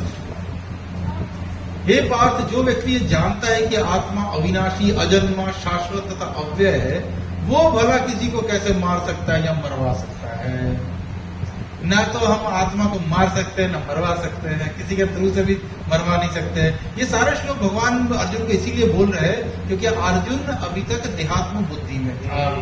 इसीलिए अर्जुन को समझा रहे हैं कि भाई तुम किसी को मार सकते ही नहीं हो, क्योंकि तुम मारोगे तो ज्यादा से ज्यादा इस शरीर को मार दोगे, इससे ज्यादा तुम किसी को मार नहीं सकते हो। और वो तो जो उसके अंदर आत्मा है उसे तो तुम मार नहीं सकते हो। असली में है वो वही। क्यों? क्योंकि हम इस शरीर के अंदर रहते हैं। हम मतलब आत्मा, हम इस शरीर में रहते हैं। हमारे शरीर में आत्मा नहीं रहती है, हम ये शरीर नहीं है, हम आत्मा है जो इस शरीर में घुसे हुए हैं। तो इस प्रकार से काफी एग्जाम्पल्स और काफी सारे श्लोकों में भगवान बार बार इस चीज को एक्सप्लेन कर रहे हैं। 22 श्लोक फिर से याद करने लायक है। वासांसि जीर्णानि यथा विहाय नवानि गृह्णाति नरोपराणि तथा शरीराणि जिहाय विण्णन्यानि संज्ञाति नवानि देहि। मतलब भगवान ने अब बड़ा प्रैक्टिकल सा एक एग्जाम्पल दिया। ऐसे समझ में नहीं आ रहा है तो ऐसे समझो। पुराने वस्त्रों को त्याग कर हम नया वस्त्र धारण कर लेते हैं। अब अगर वस्त्र तुम्हारे आपके पुराने हो गए, कट गए, फट गए, अब उसमें सिलाई से भी काम नहीं चल रहा है, रफू करके भी काम नहीं चल रहा है, कुछ भी नहीं हो रहा है, तो माताएं तो फिर भी नहीं छोड़ती, बोलते चलो इसका पोछा बनाना है। तो उसका पोछा भी बन जाता है, लेकिन उसके बाद भी कुछ नहीं हो रहा है। तो आप जो जिसने उसको धारण किया था वो क्या बोलेगा? नया वस्त्र ले लेते हैं भाई। अब इसमें से तो पुराने वस्त्र से काम नहीं चलेगा, नया वस्त्र लेके हम लोग एक्सेप्ट कर लेते हैं उसको। तो वैसे ही आत्मा भी जो है वो पुराने शरीर को त्याग कर नया शरीर धारण करती है। अब आप गाड़ी से लेके जा रहे थे, गाड़ी का हो गया एक्सीडेंट, इतना भयंकर एक्सीडेंट हो गया कि अब वो गाड़ी आप पहचान नहीं पा रहे हो। आप बोलोगे भाई इसको बनवाने से तो अच्छा नया गाड़ी ले लो। तो आप उसमें से निकल गए और नई गाड़ी ले ली। नया गाड़ी ले लिया तो फिर तो अच्छी बात है, प्रसन्नता की बात है, सुंदर नई चमचमाती गाड़ी आ गई आपकी। पुरानी गाड़ी कहाँ, थकेली गाड़ी थी, उसमें से आवाजें आ रही थी, चल नहीं रहा था। तो ये शरीर भी धीरे धीरे जैसे जीर्ण होगा, ये चलना बंद करेगा। ये जितनी भी स्फूर्ति हमारी है यौवन में है और जितना उत्साह है धीरे धीरे कम होता है। तो इस प्रकार से ये शरीर भी क्षय होता है। इसका क्षय निश्चित है कि शरीर जो होगा वो समाप्त होने की तरफ पल पल बढ़ रहा है, एक एक दिन जो जा रहा है। वैसे बोला जाता है ना कि nothing is free in this world, even sunlight is not free. सूर्य का प्रकाश भी फ्री नहीं है, क्योंकि प्रतिदिन सूर्य आपकी जिंदगी का एक दिन ले रहा है। आप चुका रहे हो अपनी उम्र से चुका रहे हो सूर्य का ऋण। तो आप कुछ भी चीज फ्री नहीं है यहाँ पे। इस प्रकार से हम देख सकते हैं कि हमारा जो शरीर है उसको छोड़ के हम नया शरीर प्राप्त करते हैं, और जो आत्मा है वो पुराने शरीर को त्याग कर नया शरीर धारण करती है। उसके बाद 23वां फिर से याद करने लायक श्लोक है। नैनं चिन्तन्ति शस्त्राणि नैनं दाति पावक न चैनं नित्यन्त्यापो न शोचयति मारुता। बड़ा इंपॉर्टेंट श्लोक है, हम सभी को याद हो गया है, लेकिन इस ज्ञान को विज्ञान में बदलना है, समझना भी है। किसी ने मुझे थप्पड़ मार दिया, तब गया नैनं चिन्तन्ति शस्त्राणि, मैं खुद शस्त्र उठा के मार उसको। कैसे मारा मुझे? मारना तो दूर की बात, किसी ने कुछ बोल भी दिया है, कैसे बोला, बस तुरंत ये नैनं चिन्तन्ति खत्म। छोड़ो, मेरे बारे में ऐसा सोच रहे हैं। हाँ, सोच रहे हैं तो भी गुस्सा हो रहा है। तो तुमने ऐसा सोचा भी कैसे मेरे बारे में? तो मतलब हमारी सारी नैनं चिन्तन्ति समाप्त हो जाती है। तो यहाँ पे आ रहा है कि न इसको शस्त्र से काटा जा सकता है, न दहती पावक, अग्नि से जला नहीं सकते हो। ले जाके कंधे पे राम नाम सत्य करके जला तो दिया, आत्मा नहीं जली, आत्मा ऊपर से देख रही है कि तुमने उसके शरीर को जला दिया। इसीलिए कुछ बोला जाता है, कुछ आत्माएं अतृप्त रह जाती है, जिनका श्राद्ध नहीं होता है, जिनका ये क्यों अतृप्त रह जाती है? गुस्सा है ना, मेरे शरीर को तुमने जला दिया, मैं कहाँ जाऊं? हाँ, मैं तो निकल गया ना इस शरीर से। अब मैं निकल गया तो मेरा ये शरीर तब पकड़ के तुम लोगों ने जला दिया। उसी में बोला जाता है जैसे बहुत लोग जो बहुत नशा करते ये करते हैं, उसमें कभी कभी आत्मा प्रवेश कर जाती है और ढूंढती रहती है ऐसी जिसकी चेतना सही नहीं है। नहीं, एक तो कॉम्पेटिबिलिटी भी है और दूसरी है कि चेतना है तुम्हारी कम है। मैं पावरफुल है तो मैं घुस जाऊंगा, फिर वो आदमी भाग से उठ जाएगा, बेहोश मरा हुआ तो उठ के बैठ जाएगा, ओ करके कुछ ना कुछ बोलेगा। तो ऐसी जो चीजें होती है, काफी सारी ऐसी घटनाएं हैं होती है, तो वो उसमें कौन कौन आत्माएं घुस रही हैं? जो अतृप्त रह गई, जो प्रेत रह गई, हमने किसी ने उसका श्राद्ध नहीं किया, वो बेचारी भटक रही है, क्योंकि ओरिजिनल शरीर क्या हुआ है, हमने लेके दफना दिया या जला दिया। यही तो चीजें करते हैं, या तो दफनाते जलाते, या ये कोई लोग उसको चील को खिला देते हैं, मतलब यही बनोगे ना, मतलब हम में से हर एक की नियति ये है। हाँ, तीन गति है। हाँ, तीन ही गति है इसमें से हमारी। तो अभी चाहे जो भी गति है, लेकिन वो आत्मा का क्या जो कि अतृप्त है, उसकी शरीर को तो हम लोगों ने जला दिया ना, वो अब जाए तो कहाँ जाए, इसीलिए वो प्रेत बन के घूमती है। तो ये श्लोक भी बहुत इंपॉर्टेंट श्लोक था, जो कि अर्जुन को समझाने भगवान बता रहे हैं। और इसके बाद वाले श्लोक में तो भगवान ने पूरी झड़ी लगा दी है आत्मा की, और सारे गुण, और क्या क्या बोलते हैं, अच्छेद्यो, ना टूटने वाला, या छेदा नहीं जा सकता, छेद नहीं कर सकते, ऐसी बात, तोड़ नहीं सकते, मतलब टुकड़े टुकड़े नहीं कर सकते, कैंची से काट नहीं सकते वो आत्मा को। अच्छेद्यो अयम अदाह्य, न जलाए जाने वाला सकने वाला, अयम यह आत्मा, अक्लेद्यो, बड़ा इंपॉर्टेंट चीज बता दिया भगवान ने, अक्लेद्यो। अक्लेद्यो का मतलब होता है घुलनशील नहीं है, जैसे पानी में मिट्टी नहीं घुलती है। तो हमने पहले भी पढ़ा कि अगर ये शरीर पानी है तो हम क्या, तेल है, घुलते नहीं है, घुल नहीं सकते हैं। यहाँ तक कि अक्लेद्यो में भगवान बोल रहे हैं कि आत्मा कभी भी किसी के साथ घुलेगी नहीं। बहुत लोग बोलते हैं ना, मर जाने के बाद हम आत्मा में परमात्मा में आत्मा जाके विलीन हो गए। जो पढ़ा उसको मरो इसी श्लोक को, क्या बोलना, हाथ से नहीं मारना है, भगवान की वाणी से मारना है। दूसरा अध्याय 24वां श्लोक पढ़ो, खोलो, तुरंत याद करने की भी जरूरत नहीं है, नहीं याद है बोलो दूसरा अध्याय 24वां श्लोक, देखो भगवान बोल रहे हैं अक्लेद्यो। अक्लेद्यो शब्द का अर्थ क्या है, अघुलनशील। कैसे घुला रहे हो भाई, किसमें किसको घुला रहे हो? आत्मा किसी में नहीं घुलती है, परमात्मा भी नहीं घुलती है, तो तुम किसमें घुलाने की कोशिश कर रहे हो? जबरदस्ती तुम घुलाओगे किसी पे, घुल नहीं सकता है ये। तो इस बात का यहाँ पे बड़ा सुंदर भगवान ने बोल रहे हैं, अक्लेद्यो बोल दिया, और क्या बोल रहा है, स्थाणु, स्थाणु, अशोच्य, हाँ अशोच्य, सुखाया नहीं जा सकता है। मतलब ऐसा नहीं कि ऐसा बाण मारूंगा कि तो सूख के हवा हो जाएगा, कुछ नहीं बचेगा तुम्हारे, सुखा देंगे तुमको। जैसे सूर्य प्रकाश पड़ा, यहाँ पानी की बूंद पड़ी थी, सूख गया, उड़ गया, खत्म। तो भगवान क्या बोल रहे हैं कि इसे आत्मा को सुखाया नहीं जा सकता है। उसके बाद क्या है, नित्य। नित्य का मतलब हमेशा से थी, पहले भी थी, आज भी है, आगे भी रहेगी, इसलिए नित्य रहने वाली है। सर्वगता, सर्वव्यापी है, सब जगह कहीं भी जा सकता है।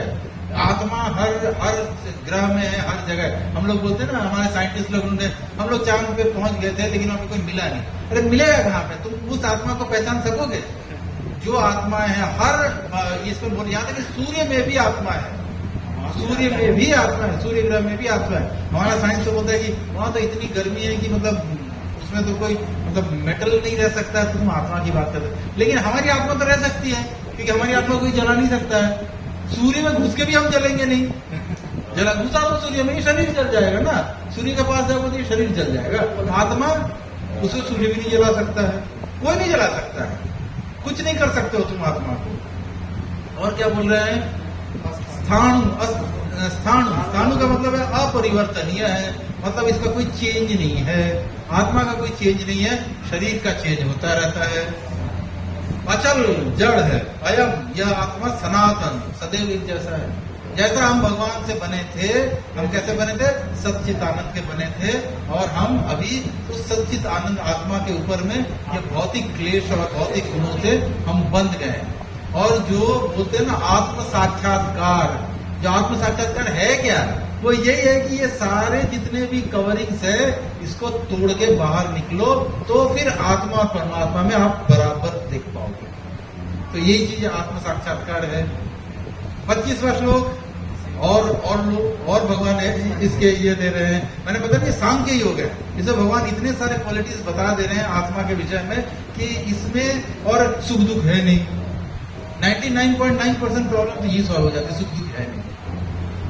इसमें भगवान क्या बोलते हैं, अव्यक्तो अयम अचिंत्यायम अविकार्यायम उच्यते कहलाता है। तस्मात् एवं विदित्वा एनम न अनुशोचितुम अर्हसि। तो इसे बोल रहे हैं भगवान की, इसीलिए इसको फिर से वापस रिपीट किए। जब भगवान 2 बार रिपीट कर रहे हैं या 3 बार रिपीट कर रहे हैं तो हमें समझ लेना है कि वो कितना इंपॉर्टेंट चीज है, क्योंकि वैदिक शास्त्र में इंपॉर्टेंस उसी को दिया जाता है जो रिपीटेड है। अगर जो कुछ बात बार बार बोली जा रही है, इसका मतलब है कि आप समझो कि ये चीज कितनी इंपॉर्टेंट है। फिर से भगवान बोलते हैं अव्यक्त है अथवा अदृश्य है, तो हम देख नहीं पाएंगे आत्मा को कभी भी। अचिंत्य है, हमारी कल्पना से परे है। कोई कोई लोग कल्पना करते रहते हैं ना कि हम तो पहले कुछ थे, हमारी आत्मा जो थी वो ऐसा समझ लो घड़े के अंदर भसी हुई हवा है, घड़ा फूटा और हवा हवा में विलीन हो गई। तो लेकिन ऐसा कुछ होता नहीं है, आत्मा कभी विलीन होगी नहीं, आत्मा पहले भी है। इसलिए भगवान बोल रहे हैं अकल्पनीय है, तुम कल्पना तक नहीं कर सकते हो इसका। अविकार्य, अपरिवर्तित रहता है ये आत्मा, और इसलिए ऐसे आत्मा को इस प्रकार से समझ लेने से तुम्हें शोक करने की कोई आवश्यकता नहीं है। प्रभुपाद लिख रहे हैं यह आत्मा अव्यक्त, अकल्पनीय तथा अपरिवर्तनीय कहा जाता है।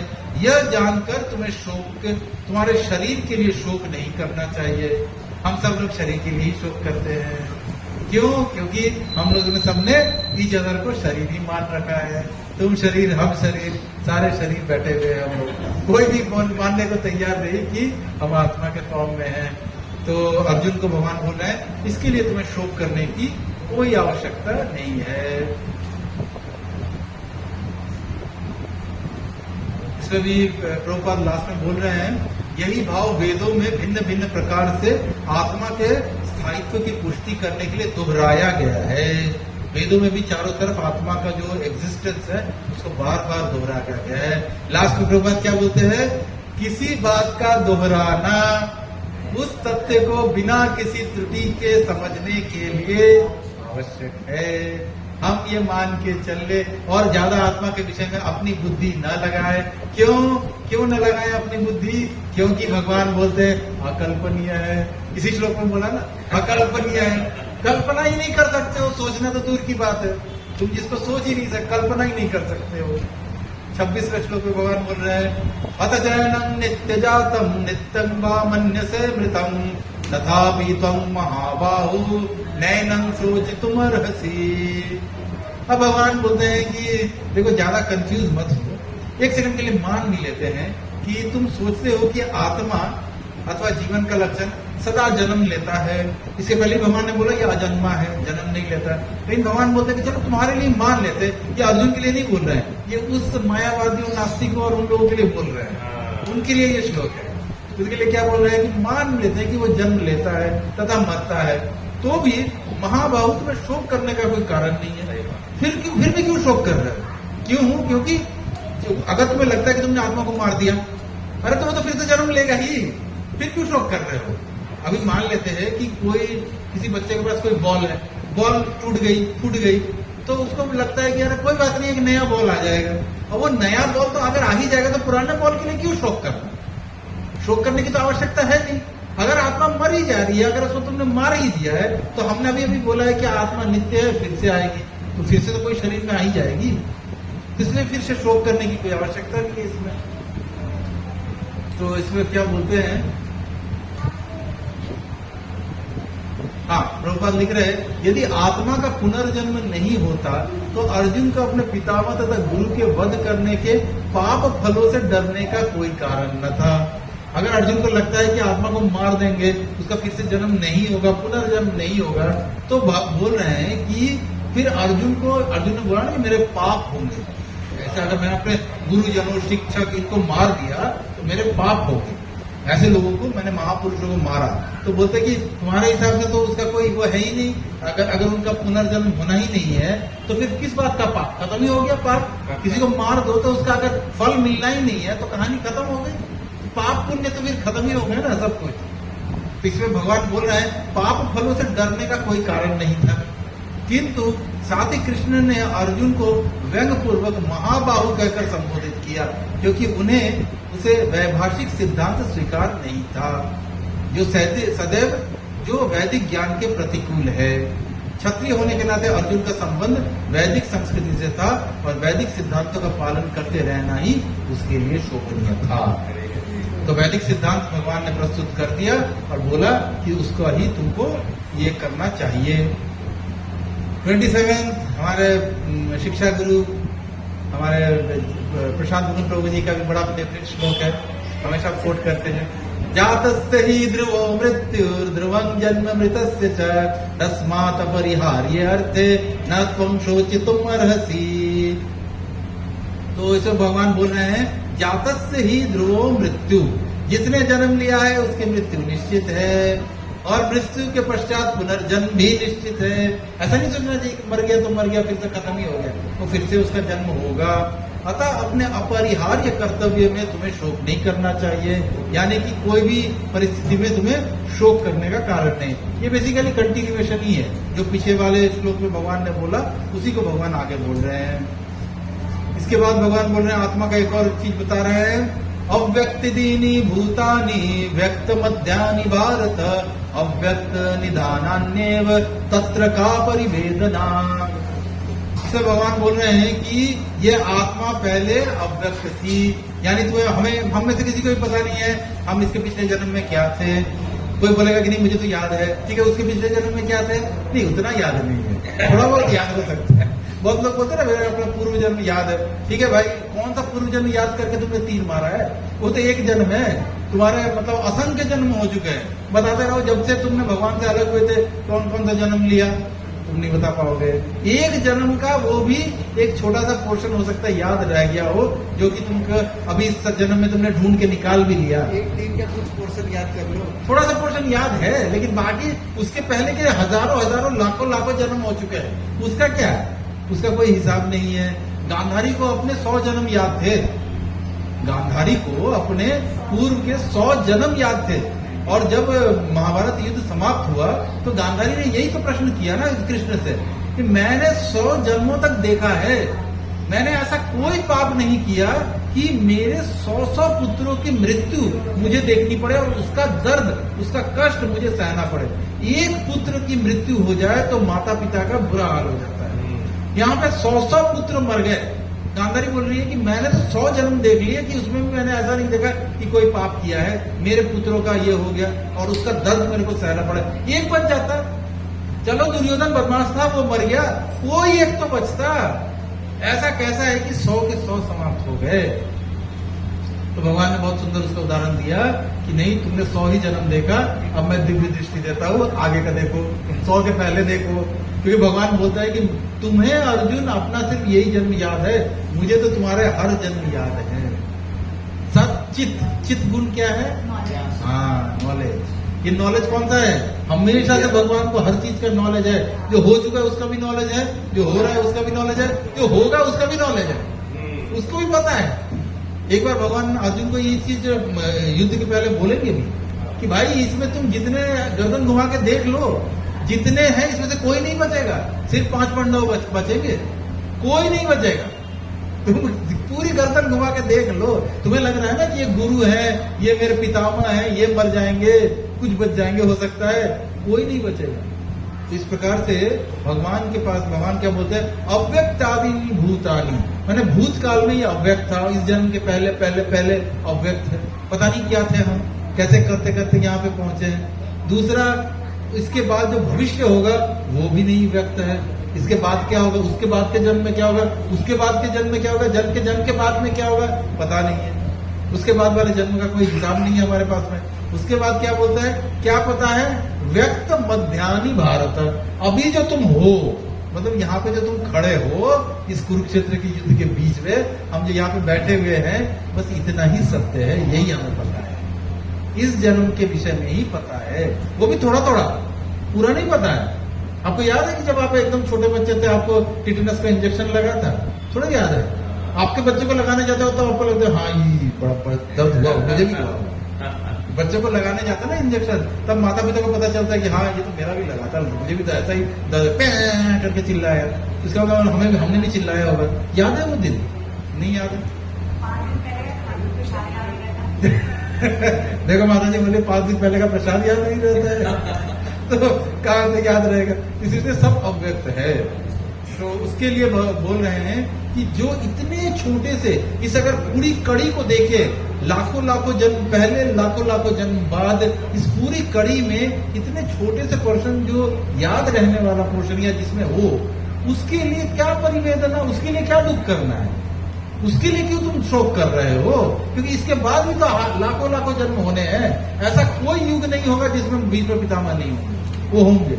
ऐसा कोई युग नहीं होगा जिसमें मैं नहीं होगा या तुम नहीं होगा। अर्जुन ने पहले श्लोक में बोला ना, न तो एवं जा तुम, मतलब तुम भी होगा, मैं भी होऊंगा, कोई इसमें से मतलब मिसिंग नहीं होगा, हर कोई होगा। तो इसलिए उसी श्लोक का इसमें भगवान फिर से बोल रहे हैं, यदि हम भगवत गीता के इस वैदिक निष्कर्ष को मान ले कि ये भौतिक शरीर कालक्रम में नाशवान है, अंतवंत इमे देहा, किंतु आत्मा शाश्वत है, नित्य सोक्ता शरीरानी, तो हमें यह सदैव सदा स्मरण रखना होगा कि शरीर वस्त्र परिधान के समान है, अतः वस्त्र परिवर्तन होने पर शोक क्यों?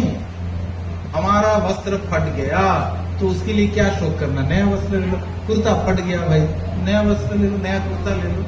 इसके लिए क्या दुख करना और क्या इतना सोचना है? तो वही चीज भगवान यहाँ पे बोल रहे हैं। उसके बाद वाले में भगवान बोल रहे हैं, हाँ ये बड़ा बड़ा मजेदार श्लोक है और ये सब हम लोग करते हैं। कोई आत्मा को आश्चर्य से देखता है, कोई इसे आश्चर्य की तरह बताता है तथा कोई इसे आश्चर्य की तरह सुनता है, किंतु कोई कोई इसके विषय में सुनकर भी कुछ नहीं समझ पाता। तो यहाँ पर भगवान ने ना शायद शिष्टता में लिख दिया कि कोई कोई, कोई कोई नहीं, सब कोई इसको सुनता है। आत्मा आत्मा आत्मा है, हम आत्मा है, हम शरीर नहीं है, ये सब बोलना सब कुछ आसान है, लेकिन इस ज्ञान को विज्ञान में समझना, उसको लेना, अंगीकार करना, ये बहुत बहुत कठिन है। जिस दिन हम अंगीकार कर लेंगे, फिर हमारे शरीर से रिलेटेड किसी चीज में ना हमें क्रोध आएगा, ना हमें किसी चीज को लेकर दुख होगा, ना सुख होगा, काम क्रोध लोभ मोह सब चीजें समाप्त। मतलब इसीलिए ये जो 12 से 30 क्यों इतना इंपॉर्टेंट है, इसीलिए है कि सारी चीजों जिसके लिए हम लोग इतना लड़ रहे हैं ना, इतनी मेहनत कर रहे हैं, प्रभु जी गुस्सा कंट्रोल नहीं हो रहा है। अरे गुस्सा कंट्रोल इसलिए नहीं हो रहा क्योंकि तुम अपने आप को शरीर मान के बैठे हो। आत्मा को किस बात का गुस्सा? हम तो शरीर है ही नहीं, आत्मा है, तो उसको किस बात का गुस्सा? तो मान ही नहीं सक रहे हैं ना, मान नहीं पा रहे, बोल के गुस्सा कर रहे हैं। जिस दिन मान जाएंगे, यानी ज्ञान का विज्ञान हो जाएगा, उस दिन कौन ये है, क्या गुस्सा है, क्या लोभ है, क्या मोह है, क्या मत्सर्य है, कुछ नहीं है, सब बराबर है, क्योंकि आत्मा को इनमें से कोई लेना देना नहीं है, वो सिर्फ सत चित और आनंद में है, इसके अलावा कुछ है नहीं। तो आश्चर्य से भगवान बोल रहे हैं, कोई आत्मा को आश्चर्य से देखता है। किसी किसी को लगता है कि आश्चर्य में, वैसे भी देखो ना, सारे लोग ये चीज में, ये भी कोई नहीं है, सभी आत्मा को आश्चर्य से देखता है। अभी अगर हम लोग ये भगवत गीता का ये कोर्स करेंगे, ये क्लास करेंगे, इसको यूट्यूब में आप डाल दो, आधा से कोई ज्यादा से ज्यादा लोग देखेगा भगवत गीता कुछ बोला होगा, बंद कर दो। यही मैं उल्टा बोलूं, भूत प्रेत आत्मा, देखो 1 मिलियन व्यू तुरंत आएगा। तुरंत आप भूत के बारे में बोल के देखो, भूत का क्लास लो, देखो प्रश्न देखो, आत्मा के ऊपर क्लास हुआ, इतना गुड़ ज्ञान पे क्लास होगा, क्लास के बाद पूछो किसी का कोई प्रश्न, प्रभु जी प्रसादम कब है? आत्मा के ऊपर प्रश्न नहीं है, भूत का क्लास करो, हाँ प्रभु जी हमने भी सुन रखा है ऐसा होता है, प्रभु जी हमारे भी इसमें ना रिलेटिव ने कुछ नहीं ऐसा बोला था, प्रभु जी आजकल देखते हैं कि अमावस के दिन में ना ये चौराहे पे इतना क्या क्या करके हड़िया में क्या क्या रखते हैं प्रभु जी। तो भूत प्रेत वाला ही है ना प्रभु जी, भूत प्रेत में सबको इंटरेस्ट है, क्यों? क्योंकि आश्चर्य है, ऐसा कैसे हो रहा है, कैसा ये दिखता नहीं है फिर भी होता है, क्या है? आश्चर्य है ना। तो भगवान बोल रहे हैं कि कोई आत्मा को आश्चर्य से देखता है, कोई नहीं, सभी देखता है, सभी देखते हैं आश्चर्य से आत्मा। कोई आश्चर्य की तरह बताता है तथा कोई से आश्चर्य से सुनता है, सभी सुनते हैं, कोई ये नहीं है, किंतु कोई इस विषय को सुनकर भी कुछ नहीं समझता है। क्यों? क्योंकि इसमें हमारे प्रशांत मोहन प्रभु जी बड़ा अच्छा उदाहरण देते हैं कि जो यक्ष थे, उसने युधिष्ठिर को यही प्रश्न किया था कि दुनिया का सबसे आश्चर्यमय चीज क्या है? तो युधिष्ठिर ने क्या बोला? हम लोग रोज देखते हैं कि लोग मरते हैं, फिर भी ये देखते हुए हम ये नहीं समझ पाते कि एक दिन हमारा भी नंबर आएगा, हम भी मरेंगे। हम सोचते हैं कहते ये मर गया ना, हम थोड़ा मरेंगे, हम नहीं मरेंगे, हम तो हैं, हम तो कंधा देने के लिए हैं। अरे नहीं, हमें भी किसी दिन लेटना पड़ेगा, कंधे पे ही लेट के जाएंगे हम भी। तो इस प्रकार से यह आश्चर्य को लेकर भगवान ने बोला है कि आत्मा को समझना कितना डिफिकल्ट है इस चीज को। 30वां श्लोक, लगभग हम आ गए हैं 30वें श्लोक। तो 30वें श्लोक में हम आ गए हैं। हे भरतवंशी, शरीर में रहने वाले देही का कभी वध नहीं किया जा सकता, अतः तुम्हें किसी भी जीव के लिए शोक करने की आवश्यकता नहीं है। ये आखिरी कंक्लूजन भगवान दे रहे हैं, देखो कितना सुंदर, कि जो आत्मा है वो अविनाशी है, इसे तुम मार नहीं सकते हो। तुम क्या, कोई नहीं मार सकता है, न जला सकता है, न सुखा सकता है, न घुला सकता है, कुछ नहीं कर सकते हो आत्मा को। इसलिए ऐसी आत्मा, और हम सब क्या है, आत्मा है, इसलिए उसने क्या शोक करना, किस बात का शोक, किस बात का दुख। क्या राहुल प्रभु जी, बहुत दुख हो रहा है? तो इस प्रकार से हम देख सकते हैं कि आत्मा का कोई दुख नहीं है, कोई सुख नहीं है, क्योंकि आत्मा हमेशा ही आनंद में ही रहती है। तो इस प्रकार से हमने आज सांख्य योग पढ़ा, और ये भागवत गीता के सार का सार है। अगर ये चैप्टर का ये 12 से 30 श्लोक समझ के किसी ने जीवन में उतार लिया, या विज्ञान ज्ञान को विज्ञान में परिवर्तित कर लिया, फिर सारा प्रॉब्लम सॉल्व। हरी हरी ललित प्रभु, आप क्या हो, आत्मा ही तो हो। मानता हूँ लेकिन जानता हूँ, लेकिन मानता नहीं हूँ, यही सबसे बड़ी डिफिकल्टी है। सभी जान तो गए, क्योंकि इस्कॉन में आने के बाद प्रभुपाद की कृपा से हम सब ये सब चीजें जान तो जाते हैं, लेकिन मानना बड़ा मुश्किल है, मानने के लिए बड़ा मुश्किल है। तो अपने चैतन्य महाप्रभु ने भी यही चीज हम लोग को समझाया ना, कि आत्मा का जो धर्म है वो करो। आत्मा का धर्म होता है भगवान की सेवा करना, तो भगवान की सेवा करो। तो इस प्रकार से हमने आज सांख्य योग कंप्लीट कर लिया।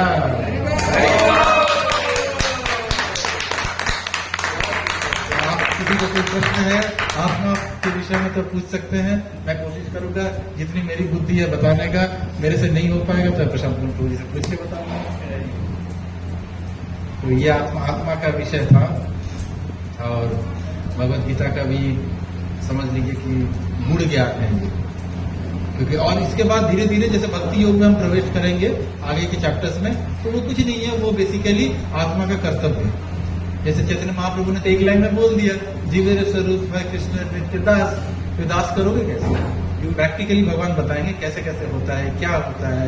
लेकिन सिर्फ अगर इतना समझ ले कोई कि हम आत्मा हैं, हम ये शरीर नहीं है, और हमारे जीवन में न तो कोई दुख है न तो कोई सुख है, हमारा जो भी रिश्ता है ये सब शरीर से रिलेटेड रिश्ता है। तो रिश्ता है तो क्या करें, सबको त्याग दें? तो प्रभु जी बोलते नहीं, त्यागना नहीं है, किसी को भी त्यागना नहीं है। अब कोई मेरी कोई पुत्री है, मैं बोलूंगा कि भाई मैं तो आत्मा हूँ, तुम भी आत्मा, तो तुम अपने रास्ते, मैं अपने रास्ते, क्योंकि मेरा काम क्या है, जीवेरा ये है कृष्ण नित्य दास, मैं तो चला भजन करने। तो पुत्री बोलेगी तो पैदा क्यों किया था इस आत्मा को, किस लिए पैदा किया था? तो क्वेश्चन यही है कि नहीं, हम में से हर एक को अपनी जिम्मेदारियां जो है उसको निभाती है, लेकिन उसमें अधिपत्य नहीं स्थापित करना है, उसके ऊपर में अपना कंट्रोलरशिप एटीट्यूड नहीं रखना है। क्यों? क्योंकि हमारा कर्तव्य है सिर्फ जीव को उसका पथ दिखाना, करेक्ट रास्ता बताना, करेक्ट डायरेक्शन में लेके जाना, लेकिन उसके ऊपर में कंट्रोलरशिप एटीट्यूड नहीं होना चाहिए, कंट्रोलिंग एटीट्यूड नहीं होना चाहिए। और ये कंट्रोलिंग एटीट्यूड क्या होता है कि उसमें भी प्रभु जी बोलते फिर देयर में डिमार्केशन, कि जो शुरुआत में लालयत पंचवर्षाणी, 5 वर्षों तक सिर्फ प्यार करना चाहिए, 5 वर्षों तक प्यार ही प्यार। उसके बाद ताड़ायत षोडश 11 ना 16 में तो फिर दूसरा हो गया, प्राप्त तो षोडश वर्ष। हाँ, मतलब ऐसे सही बोल रहे हैं प्रभु जी की, मतलब 15 से 16 तक मारपीट डांट सब कुछ कर सकते हैं उसको। क्यों? इसलिए नहीं कि हमको उसके ऊपर में अपना अधिकार दिखाना है, इसलिए क्योंकि वो होता है कि सही रास्ते पे चल सके। 16 के बाद प्राप्त तो षोडश वर्षे पुत्रम मित्रम वदाचरे, 16 वर्ष की उम्र मिल गई तो फिर पुत्र मित्रवत हो गया। फिर आप ना तो उसको डांट सकते हो ना कर सकते हो, लेकिन हाँ फिर भी आप डायरेक्शन के लिए सिर्फ उसको सजेशन दे सकते हो कि देखो भाई ये गलत है, ये सही है, ये करना चाहिए, ये नहीं करना चाहिए। अब करना नहीं करना तुम्हारी मर्जी है भाई, तुमको करना है करो, नहीं करना है मत करो। क्योंकि अब